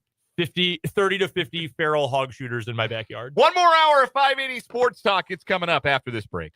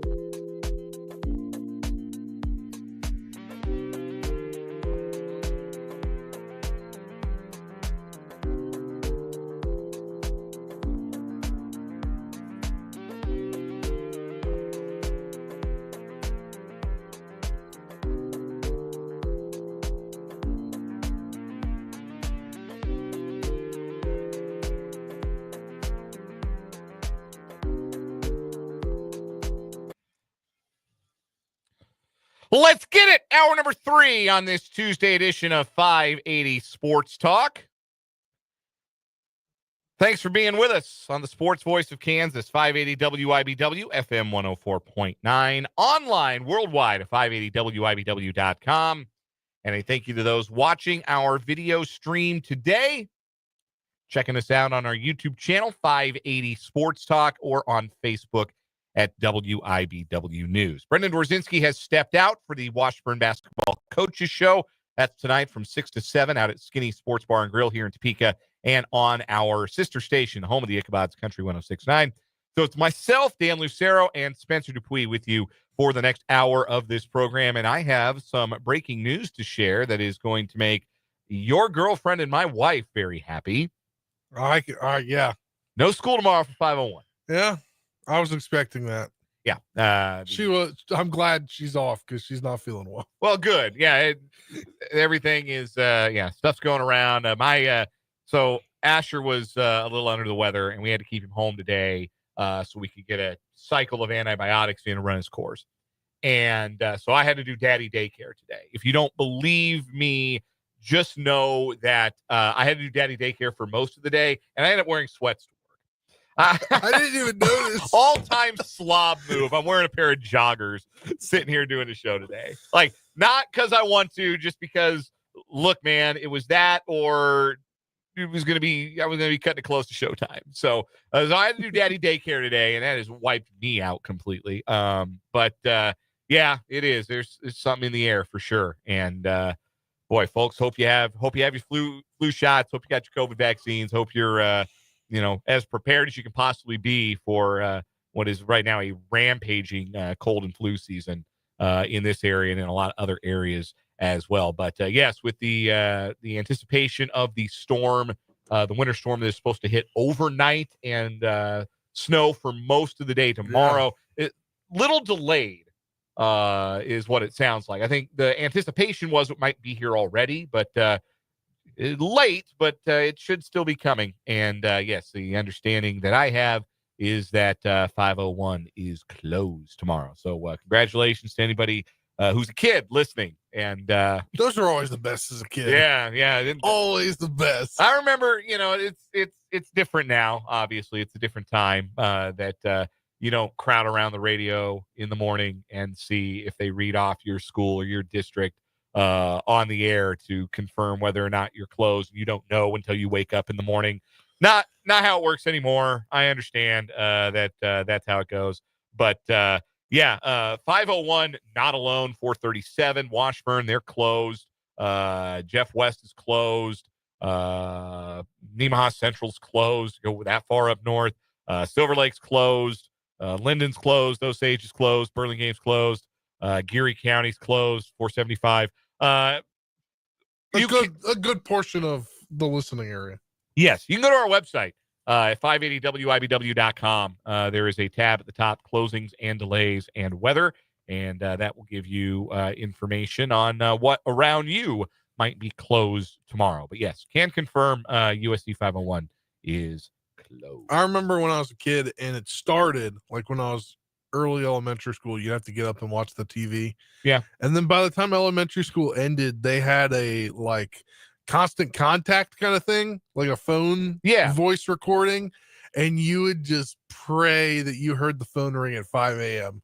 Oh, no doubt. Yeah. When you knew it was going to snow, you're like, oh, the phone's going to ring. The phone's going to ring. All right. Heard the phone ring, going back to sleep. Yeah.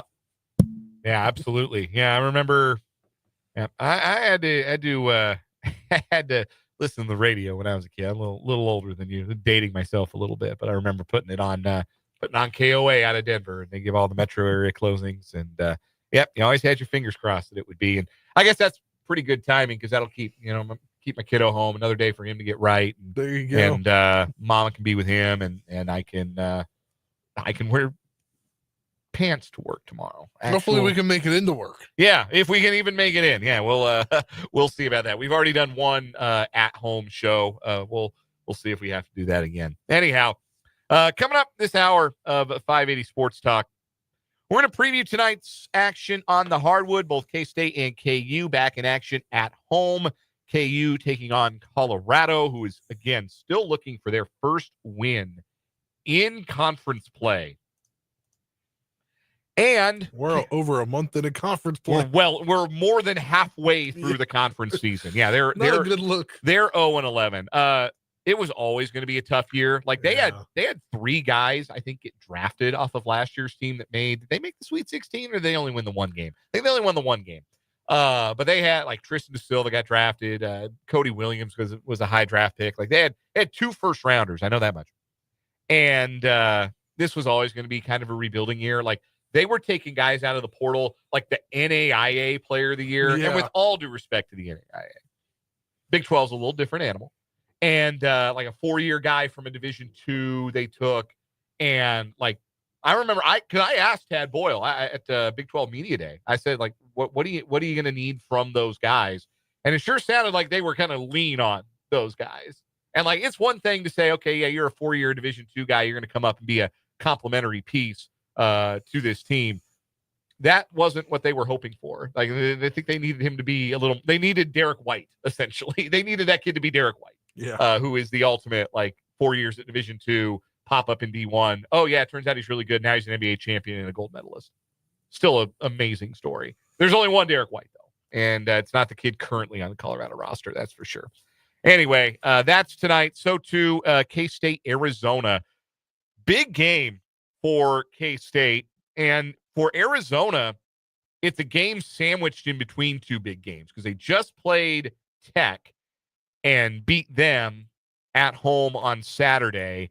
And then they've got Houston coming to the McHale Center this coming Saturday. And so is it a trap game for the Wildcats of Arizona against the Wildcats of Kansas State? I kind of think it might be. Well, I wish there was a flexing thing where you could flex games to ESPN. Yeah. Over ESPN Plus. So, yeah, Arizona K-State is on the plus tonight, which, like, kind of disappointing. Arizona's a top 15 team in the country now, and nobody's hotter in the Big 12 than Kansas State. Yeah, it would have been nice to have gotten this one a larger TV audience, but that is not the case. But Colorado KU will be on ESPN2 tonight, 8 o'clock. Arizona K-State tips at 7. It's on ESPN Plus. If you want to listen to Wyatt and Stan on the call, you know where to leave your dial right here on 580 WIBW and FM 104.9. Pre-game coverage getting underway when we're done at 6 o'clock and the tip-off at 7. So we'll get into some of that. We'll have some final thoughts on the Chiefs, including the thing they had absolutely better make sure that they're prepared for in 2025 as they try to get back to the top of the NFL mountain. But we began with our 580 Sports Talk headlines, as we do every 5 o'clock hour here on the program. Before we get started, though, I do want to make sure to let people know the text line is open, 785-272-9429. We want to hear from you, 785-272-9429. You can also hit us up if you're watching on the live YouTube stream. There is a chat on the web browser and on the mobile app, and you can join the live chat. Welcome to everybody who's been a part of that today on our YouTube channel, 580 Sports Talk. All right, let's get into the headlines. First one from Royals.com. Yost returns to Royals as senior advisor to GM.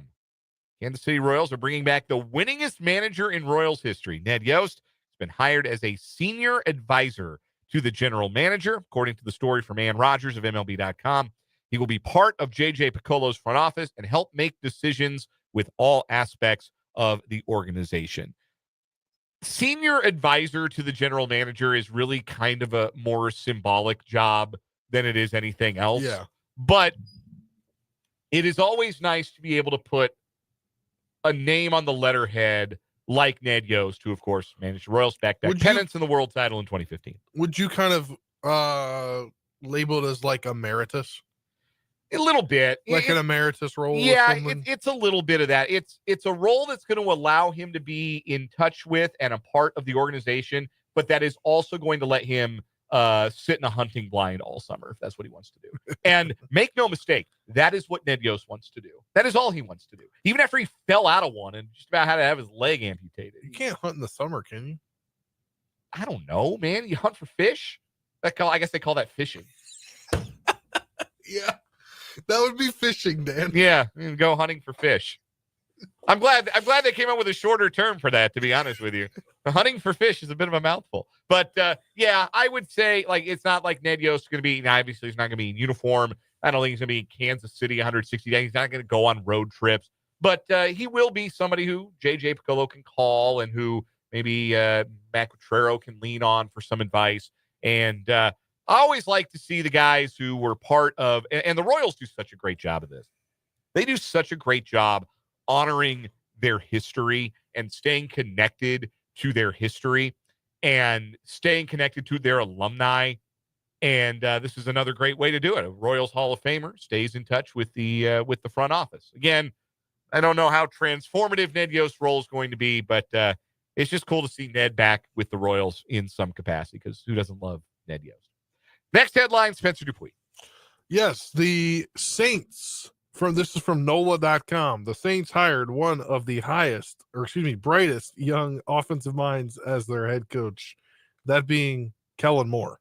Kellen Moore is the new head coach, and the coaching carousel, at least for now, has stopped spinning. The final vacancy has been filled, and Kellen Moore, 2 days after orchestrating the Super Bowl victory for the Eagles over the Chiefs, has agreed to be the next head coach of the Saints. He's only 36 years old, and this past year, the Eagles averaged 27 points in the regular season, 36 points in the postseason. That's per game. And in his 6 seasons as offensive coordinator, if you just look at the offenses that he has coordinated, which includes the Dallas Cowboys in 2019 to 2022 and the Chargers last season, Moore's offenses over that time frame ranked 5th in the league in points, 5th in the league in yards, and 5th in the league in total QBR compared to all other NFL teams in that same time frame. He's always been thought of as a future head coach. There was some buzz around him maybe getting a head coaching job last season, but now is his time. And Kellen Moore takes the Saints job, and good luck, brother, because there's a reason I think that was the last job to fill. Oh, yeah, and I saw some reporting from Grant Paulson out of D.C. He was told by a rival team official the Saints job was Cliff Kingsbury's job if he wanted it, was made clear to him that was the case. Cliff preferred calling plays in D.C. and not having to deal with being a head coach again at the moment. I think that's probably smart for Cliff. Yeah. I think a little self-awareness is always good. And there are some guys who are just better coordinators. Probably looking at what you'll have to deal with, the uphill battle of trying to do it again, but do it with the obstacles in place. That is the biggest thing. And I mean, he comes in, and the first big decision he's got to make is, okay, who's my quarterback? Like, are we gonna ride out the Derek Carr contract, or are we going to start looking at who's next? And how are we going to do who's next? Yeah, are they gonna draft one? And like, they're old as hell. Like, that Saints team is decrepit in NFL terms, and they're in cap hell. And it's a tough spot. But Kellen Moore's 36, and they give him a long enough leash. The hope is that he can do what another young offensive-minded head coach did in New Orleans once upon a time. That, of course, being Sean Payton. So they're projected to be $54 million plus over the cap. That's so much. Oh my goodness. Yeah. Carr's cap hit is like $50 million. Like, right there. Like, that decision is made for you. I feel like, if you're Kellen Moore. And there's always the appeal. If you're an offensive guy, it's always appealing to go to a spot where you know you're going to get to pick who your quarterback's going to be. And this sure sounds like that's going to be the case for Kellen Moore. We'll talk about this more as we go along into the offseason, but gut reaction. Which NFL team made the best head coaching hire in this cycle? Ooh, that's a good question. Thank you. Who made the best? I'll answer first. I while think you're Ben thinking. Johnson. You think it's Ben Johnson in Chicago? I think he waited another year. For him personally, I think that's good. You got the quarterback. You've got some weapons. You just need an offensive-minded person, and I think that Ben Johnson could be it. I think the Las Vegas Raiders made the best hire of the cycle, because there's only but so bad and embarrassing you're going to be when Pete Carroll is your head coach. You look at his track record, 14 winning seasons in 18 years. Like the Jim Harbaugh hire, with the Chargers, it's instant credibility. It's instantly that guy walks in the building and knows how things ought to be organized. This is not Josh McDaniels who's going to alienate 3/4 of the locker room. This is not Antonio Pierce, who was a substitute teacher, never done it before. It's the best hire the Raiders have made probably since Mike Shanahan. I think you do have to go that far back with respect to John Gruden. That's a long time. It's a long time, yeah. But, and then Al Davis didn't know what he had in Mike Shanahan. Imagine how the course of history might be different if Al Davis and Mike Shanahan could have seen eye to eye. Mike Shanahan stuck around with the Los Angeles Raiders instead of eventually ending up in Denver. Very, very different history of the 1990s and 2000s in the NFL in that scenario. But that's a what if to gnaw on for another day. I wasn't even born at that point, by the way. Did you know until I told you just now that Mike Shanahan had been the head coach of the Raiders? Honest to God, I did. No, like it's a very brief footnote. It's kind of like Pete Carroll being the coach of the Jets, right? Like, yeah, well, because what I just remember he obviously he was the head coach of my franchise for a little bit. I just remember at one point he was on the Broncos offensive staff. Then he went to then I remember like the 49ers OC. Yeah. And then he became the Broncos head coach. Yeah. He was. And then I didn't realize he was a head coach prior to that. Yeah, he was. Not for long. He and Al Davis really butted heads. So, but no, I think the Carroll hire is the best one. Because I think that there is a defined floor that is so far above where the floor has been for the Raiders in recent years that even if, like, this is not a job where you think you hire the guy who's going to be there a decade. Like, I don't think Pete Carroll's going to be there for a decade. But he's going to say a lot of things if he was able to coach that long. I mean, if anybody could, honest to God, that would be the guy. Like, if you were to tell me here, somebody's going to coach the NFL into their 80s, I say, oh, yeah, Pete Carroll, because he still moves like he's 55, like acts like he's 55. But like, okay, he's not going to be there for a decade, but if he's there for a half a decade, he's going to leave that organization in such better shape than when he found it. And you can go from there. You can go get back to the business of being a real organization, because as you well know, sometimes when you're not a serious organization, it takes a really long time to decide to start being one, because the Commanders / what they were before, they were just unserious for a long time, just completely unserious. And then you get to the point where you can be serious, and it goes from there. And then, like the Lions, same deal. You're unserious until you're not. Yeah. And the Raiders needed to be serious, and they hired a serious coach. So that's why I think that's the best one. Let's do one more headline today. This one's from ESPN.com. Fans break NBA code of conduct, ejected from Mavericks loss. And you got to be thinking, holy cow, violating the NBA code of conduct. What did these fans do at the American Airlines Center on Monday night in the game between the Dallas Mavericks and the Sacramento Kings? What could they possibly have done? Were they throwing things onto the floor? Did they run out onto the court? Did they go streaking? Did somebody pick a fight? What was it? No, they just booed the team's governor and general manager who traded away Luka Doncic. Two fans held large poster board signs that read "Fire Nico," a reference to the Dallas general manager. One of those men was seen mouthing "Fire Nico" on the arena video screens earlier in the game before the camera quickly panned out. Mavericks Vice President of Corporate Communications Aaron Feingold said in a statement released to reporters, the guest brought in a sign that broke the following rule included in the NBA Code of Conduct: clothing, garments, or signs displaying explicit language, profanity, or derogatory characterization towards any persons. Funny story for you. About 10 years ago, the now former Washington owner banned posters from the stadium. Huh, why would you do that? Why would Dan Snyder have wanted to ban posters from then FedEx Field? Was he worried maybe by chance about what they might say on them? Yes. Unbelievable. Exact same thing. Unbelievable. Like, stand in the courage of your convictions. If you're so offended by fans being upset that you traded the generational talent that is Luka Doncic for a player in Anthony Davis, who, in case you missed this, the Mavericks got the full Anthony Davis experience in his debut with the team over the weekend. He played great for a half, got hurt in the third quarter. He's going to miss a month. I'm not making that up. That's what happened with the Anthony Davis trade. Yes, the guy you traded for because you were worried about Luka Doncic's conditioning got hurt 3 quarters into his debut, and he's going to miss the next month. Honestly, at this point, the Mavericks might miss the playoffs in the Western Conference. They're 11th in the conference. So The fans came and they're booing the team's governor, a guy named Patrick Dumont. His qualifications for being the governor of the Mavericks, rich parents. His family bought the majority share of the franchise from Mark Cuban last season. Yeah. And I think a lot of people forget that because I saw on social media that I saw people saying Mark Cuban kicked these fans out. I'm like, he hasn't been the controlling owner for like a year. Now, Cuban did get into a shouting match with a couple of fans last night because Cuban still has a piece and he still has his seats.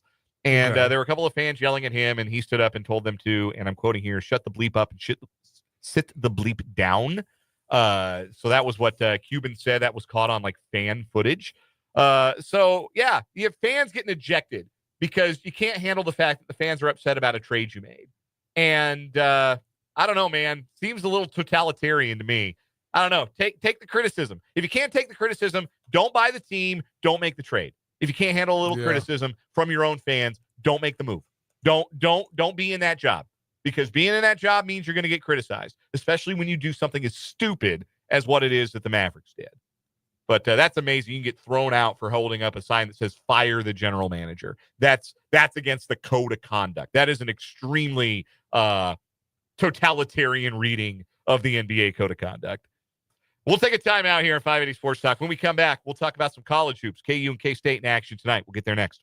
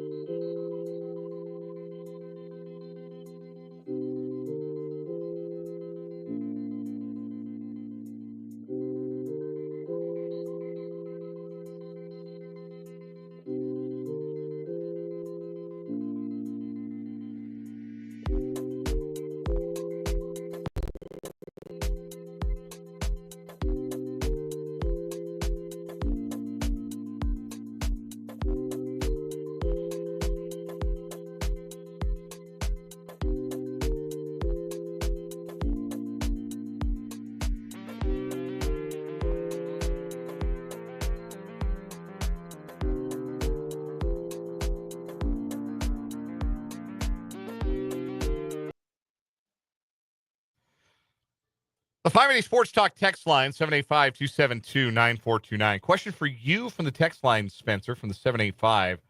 Want to know if Robin Ficker was still sitting behind the benches at Washington Wizards games. Who? The infamous heckler, Robin Ficker? I don't think so. I went to one Wizards game a few years ago, and I haven't been again. I've been to 2 Wizards games in my life. Robin Ficker, according to his Wikipedia, this is the first line of his Wikipedia, is an American political activist, real estate broker, former attorney, disbarred, former state legislature, sports heckler, and perennial candidate from Maryland. Yeah. I've never heard of this guy before, to be honest. That's wild. You being from the DMV, like I know who this guy is. I know exactly who the question was for. He was very much under Michael Jordan's skin. Charles Barkley thought so much of him and his ability to get under players' skin that he flew him out to Phoenix during the 1993 NBA Finals. So I don't know if he's still the Wikipedia is not clear on whether or not he's still doing his thing behind the. I wouldn't pay for Wizards tickets. Yeah, no. Yeah, I think he's probably over that. But that's the best we can answer that question. A little before your time, I guess, right? Yeah. Little his heyday as a heckler, probably a little bit before your time. I've also through the 80s, admittedly early only 90s. been to 2 Wizards games. That's true. I went one year during the John Wall Bradley Bill era, where I was like, "Oh my God, they're so good!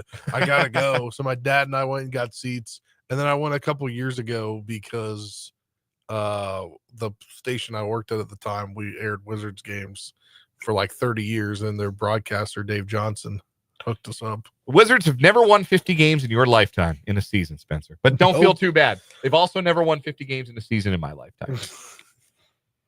Let's talk some college hoops, shall we? We'll get to the game that's going to tip off first, and the game you'll hear right here on 580 WIBW and FM 104.9. 7 o'clock, televised on ESPN Plus, broadcast here on your home for the Wildcats, the K-State Sports Network from Learfield. Kansas State and Arizona. Arizona's up to number 13 in the country. They are playing some exceptional basketball over their stretch of games. They're up to 11-1 in league play. They beat Iowa State in overtime a couple weeks back. Caleb Love hit the 60-footer to tie it at the end of regulation, and they pulled away in the OT. They won at Arizona State. They went to BYU and won. Then on Saturday, took down Texas Tech to remain tied with Houston at the top of the conference. And speaking of, that is who Arizona plays coming up this next Saturday, or this coming Saturday, in Tucson at the McHale Center. So Arizona plays the third place team and the tied for first place team on consecutive Saturdays. And in between, they go on the road. And that's a spot sometimes in this league, and I've seen it happen countless times. That's a spot in this league where you can slip. And tonight, they're going up against a team that's playing well enough to make somebody slip. And it's the Kansas State Wildcats, who, of course, are winners of 5 in a row, including their last 3 at Bramlage Coliseum. I think the big key in this one tonight is going to be, can Kansas State get to the glass? Arizona's big and physical, and they rebound the heck out of the basketball. K-State was a terrible rebounding team early in the year. They've gotten better as things have gone along. But that, I think, is going to be a pivotal part of tonight's matchup. And the other part, too, is Caleb Love. Arizona kind of goes as he goes. And if they can be disruptive with Caleb Love with regards to him, I think there's a decent chance that Kansas State can come away with a victory. Bart Torvik's numbers have Arizona favored by about 4.5. Our friends at Prairie Band Sportsbook say that Arizona is a 3.5 point favorite. So the numbers are with Arizona, but I really like this spot for K-State. And this is a game, and I said on yesterday's show, if they win tonight, I'm not ready to put them in the NCAA tournament yet, but they're going to be back in some bubble conversations, I think, because they will have moved to 13-11. They will have as impressive a collection of Big 12 wins as anybody. They will be one of the hottest teams in the country. They're still number 1 in the Torvik rankings over the course of their 5-game winning streak. I think that conversation is back on. The margin for error could not be slimmer for K-State right now, but if they keep winning, they don't have to worry about margin for error. So they've got a chance tonight. I do. I worry about Arizona's size, and a guy like Caleb Love is liable to go like 6 of 10 from 3 and just beat you by himself some nights. He's also liable to go like 1 of 13 from 3. You never know what you're going to get from Caleb Love. But I think we'll know right away how locked in is Arizona. Yeah. How locked in are they, and how locked in is K-State? Because K-State's gotten off to really good starts in their last 3 home games. And if they get off to another one tonight, I think that's going to put them in the driver's seat. Meanwhile, tonight in Lawrence, an 8 o'clock tip-off game on ESPN2. It is the Kansas Jayhawks, who need a get-right win, the number 17 team in the country, taking on Colorado. I misspoke earlier. I said they were 0-11 in conference play. That was incorrect. They are 0-12 in conference play. It is really going rough, really going downhill for Tad Boyle's team. That Colorado team stinks. And this should be about as routine wins get for KU at Allen Fieldhouse off a loss. But I talked about this with Michael Swain when we had Jayhawk Weekly, bottom of the 4 o'clock hour. Tad Boyle's going to have his guys fired up to play. This one means something to him as a Kansas alum, as a former Jayhawk. It's going to mean something to him. It's going to mean something to Danny Manning. They're going to have some desperation about their effort. They're going to come out with energy. And if KU doesn't match it, they could end up in a 40-minute dogfight. I think it's more likely that Kansas just overwhelms them with the talent and takes care of business in a decisive way. According to Torvik, Kansas should be a 17-point favorite. That is roughly the number from Prairie Band Sportsbook. Kansas minus 17.5. If you're up in Mayetta, Prairie Band Casino and Resort, or on your way to the Prairie Band Sportsbook tonight, those are your numbers. K-State is a 3.5-point dog at home. KU is favored by 17.5 against Colorado tonight. We'll take one more timeout, come back, have some final thoughts on the Chiefs from today. We talked a lot early in the show about, all right, where do the Chiefs go from here? Here's one thing they better be prepared for going into 2025. We'll talk about it next as we continue on this third and final hour of today's episode of 580 Sports Talk.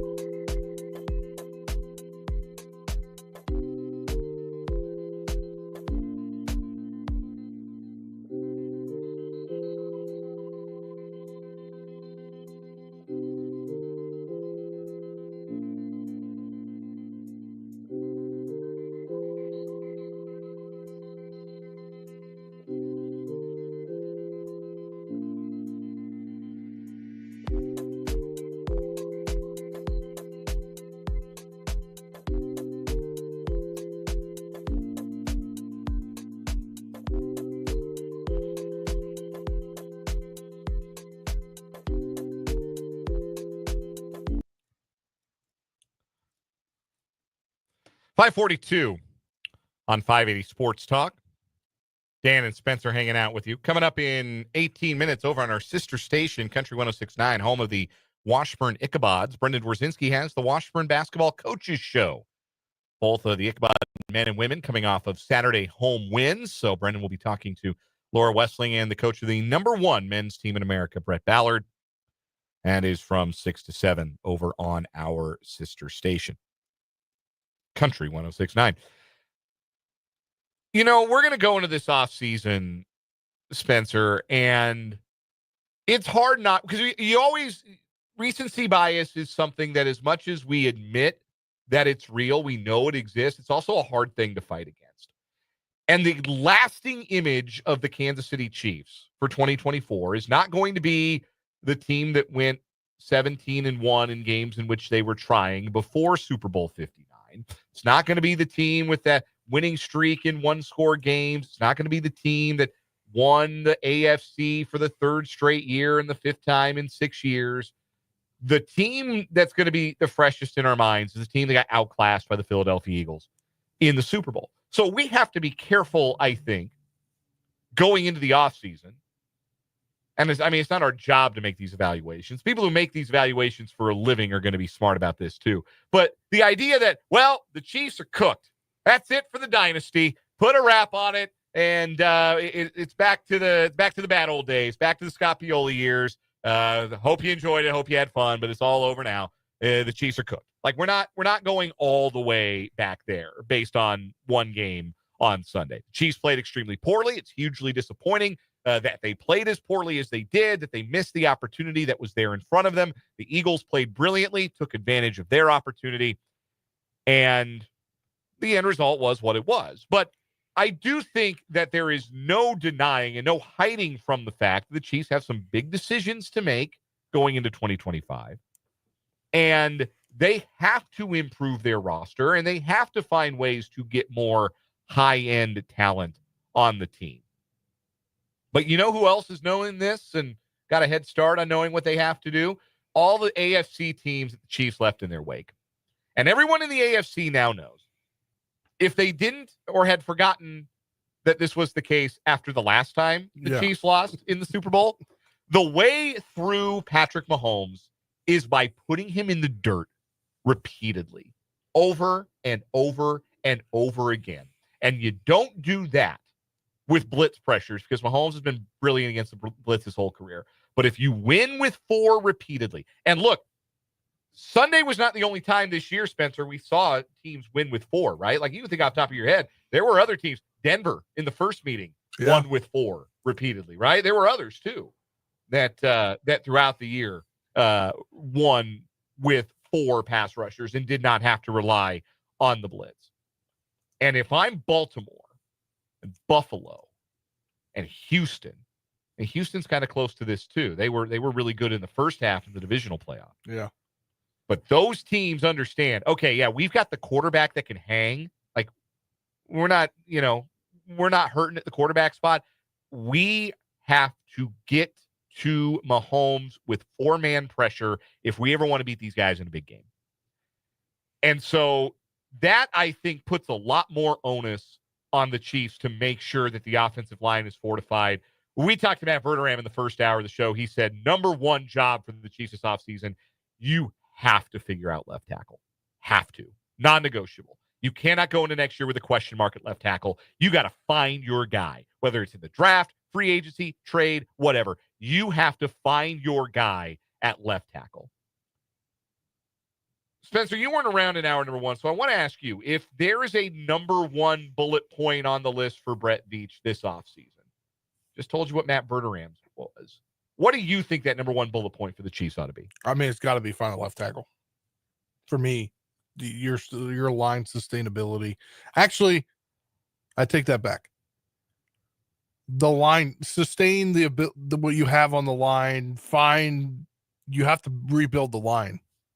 That's my #1, because you're not signing Trey Smith, I don't think. It's going to be hard.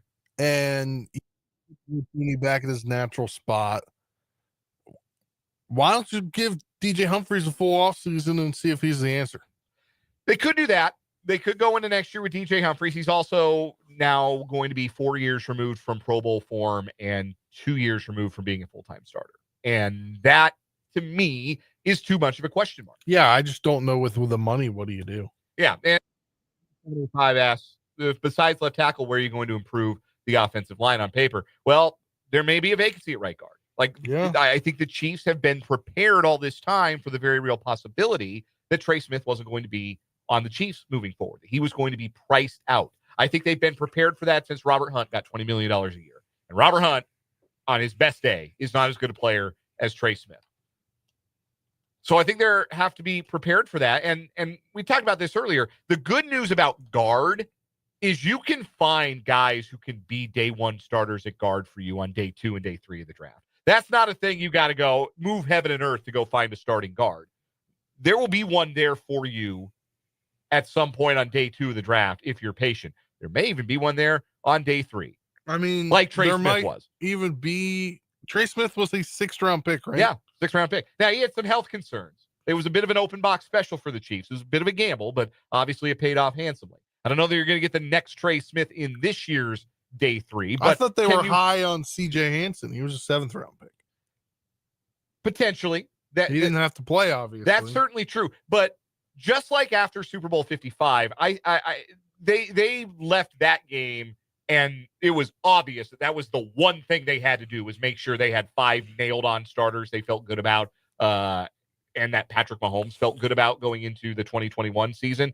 I still think that's a big part of their thought process going into this offseason. It's not the only weakness. They're going to have to address some other things, and frankly, I think you can argue that getting another playmaker, a real playmaker, not one who's past his prime, like DeAndre Hopkins and Travis Kelce were this year, getting one more playmaker might help alleviate the fact that you maybe take a step back in the trenches. Yeah, we just got a text from, believe it was the 785. Yeah, try to figure out how to keep Nick Bolton.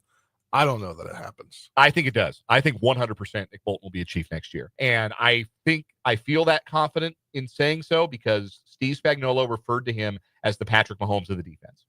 And they're not getting rid of a guy that you're comparing to Patrick Mahomes. Yeah, but can you pay him? I think they can. Off-ball linebackers are not premium, high-dollar players. I'd be really surprised if somebody came in with like $25 million a year for Nick Bolton. It's more reasonable against the salary cap to pay a guy who's, top 10 at that position, which Bolton is, than to even pay a top 3 guard is anymore. So I do. I think Bolton sticks. I think he's going to get a contract, and they got a lot of other questions to answer. Justin Reed, you bring him back. Hollywood Brown, do you see if maybe he'll do another 1-year deal? I think. What do you do at the corner spot? Yeah, you have to upgrade there, and then the Travis Kelce question is going to linger over the offseason as long as it takes to have him make a decision. Jeffrey in the YouTube comments says, I heard the Kelce talk driving home today. Thought you guys were selling him short. He had a bad game in the Super Bowl, but come on, he's got a lot more in the tank. I don't know that it's a lot, Jeffrey. I would push back on the idea that it's a lot, but I do think there's something there that can make him valuable for the Chiefs, but I also think it's going to have to be in a bit of a reduced role. Like, I don't think he play 85% of the snaps next year. I don't think that's a realistic possibility for what it's going to look like for Kelce. I think that there will be a bit of a step back in his snap count moving forward. But the one thing they've got to be ready for sure, is that teams are going to decide that the way we get through these guys, especially on the AFC side, because nobody's been able to figure it out now for over 1,000 days, the way we get through these friggin' guys in the AFC is with a 4-man pass rush that does damage. So if I'm Brandon Beane of the Bills, I'm trying to get Myles Garrett. If I'm with the Ravens, I'm trying to find another edge rusher to go with some of the talented rushers I've already got on the roster. That's the formula. We'll see if AFC teams can follow it, and we'll see if the Chiefs can find an antidote. We'll take a quick timeout, come back, and we will wrap up this edition of 580 Sports Talk.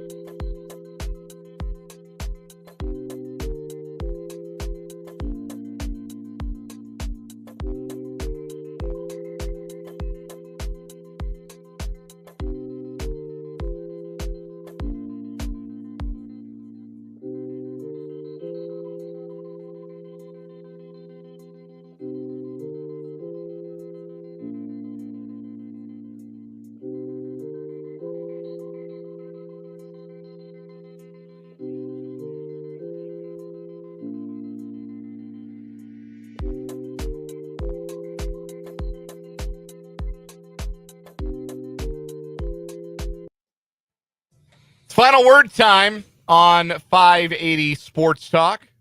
Wrong button fired. Happens sometimes. Time to wrap up the program today. Spencer Dupuis, give me a final word. Yeah, sometimes you think you've completed everything, and It'd be like that sometimes. No worries. You don't. But the Chiefs, they thought they were going to complete a three-peat, and unfortunately, they did not. Now you've got to look.